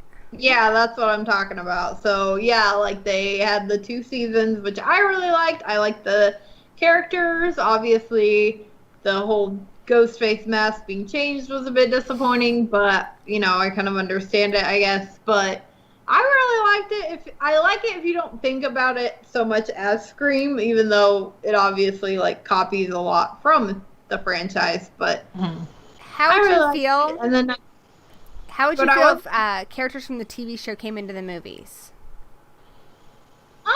I think that would definitely be interesting. It would depend, because like the VH1 one, I was like, yeah, it's okay. Like I liked it. It had that cheesy VH1 MTV feel to it. But I mean, if you took some of the actors from like the original MTV first 2 seasons, I would kind of be okay with that. I like the actor that played, hold on, I'm gonna have to look him up real quick. Give me a second. Cast. Okay, so I like the actor, I like the character of Brooke. I liked the Noah character because he's like the Randy of the group. I like Audrey. I liked Audrey. I also really just love that actor in general. Emma's back! Woo. So yeah, I mean, I'd be kind of okay with bringing on maybe some of the characters, but I don't love them all. I don't know. How do you feel about crossover between the TV show and the movies, Vicky? I mean, I guess. Like I said, I only watched the first season, and I barely remember it. I just wasn't as into it, so, I mean, I'd probably have to rewatch it before I make a decision on that. Rewatch it. Do you recommend the I'll give TV it a show, shot. Lizzie? I liked it. Like I said, I like it if you kind of detach it away from the films a bit and look at it as its own thing. And like I said, I like a lot of the characters and stuff, and I don't think it's bad. Like, there's definitely parts that have you on edge, and a lot of the kills are very, like, unique in it. Her friend in season 2, I thought, got really good. You know, the one who has, like, the blood will, like, fall on her all Carrie style. Can't remember her name, but she was really good. Oh, Brooke. I think the blonde girl. Yeah. Yeah. I like Brooke. Yeah, she's definitely, like, I love that character, so... All right, okay, final guys, thoughts I have to from go. everybody. If you guys want to plug something, if you want to say anything else before we go. No, that's it for me. Emma, because I know you got to go. If you guys want to keep going, I don't want to wrap it up. If like you guys want to keep talking. Nah, I think they're ready to go too. I gotta kind of go too. But yeah, we covered everything. That was really good. We got everything about Scream 5 we wanted to say. I've been awake since I worked last night, so yeah. Yeah. Okay, well, like Gory said, if anybody has anything they want to plug real quick. No, I'm good. Make sure you're subscribed to everybody here. Yeah. All the links to their channels Good are one. in the description. So, I mean, I think you guys probably already are, but if you're not already subscribed to CarnageCandyy, Spooky Astronauts, Nightmare Maven, their links are in the description, and they're in my featured channels thingamabobber. You should check that out, because those are all great people. Do you guys have... Also, everybody has a Patreon that is here. So, FYI, you should look at everyone's and support us because we all get demonetized. I have a Patreon night on Sunday. Hopefully somebody comes. It'll be fun. We watch movies together. Hell yeah. Emma, Okay. I have to know, where do you have to go? Because I feel like this is like some important stuff. I'd rather not say if that's okay. It's okay. Emma's life is so exciting and mysterious. Not really. It really is. Trust me. All right. Anything, Vicky? Do you have anything you want to say before we go? Nope. Thanks for having us. It was fun to get together us. with you ladies again to talk movies. I know. We gotta do it more often. We really do. We gotta do this some more, guys. Emma, you got anything you want to say? No, thanks for having us, and thanks for putting on another stream. I know it's not always easy putting on streams, so I appreciate you Things hosting. have changed a lot, but I think I figured it out. So hopefully it went well. All right, well, thank you to everybody in the chat who's been watching, you know, B and Felix and False Proxy Sessions and all y'all who are making comments, Justin Dixon, thank you guys, and Horror Addicts. I hear they're all right. If you like stuff that's awesome, whatever. Anyway, thank you guys for watching. I hope you guys had a lot of fun. I'm going to be back with another Ghouls Night Out next month. We're going to be talking about the Manos movies. Did you know there's a puppet one? Yeah, we're going to talk about that. So come back next month for Ghouls Night Out. And thank you guys. And thank you, Lizzie and Vicky and Emma. You're all beautiful, lovely people. And I hope you had fun, because I had fun. Thanks, guys. Thanks. Love y'all. Bye. Bye. Bye. Good night, chat. Bye. Oh, you wanted to... Oh, I guess we're going. Okay, bye. I've really got to go. Okay, bye, guys. Okay, bye, Em.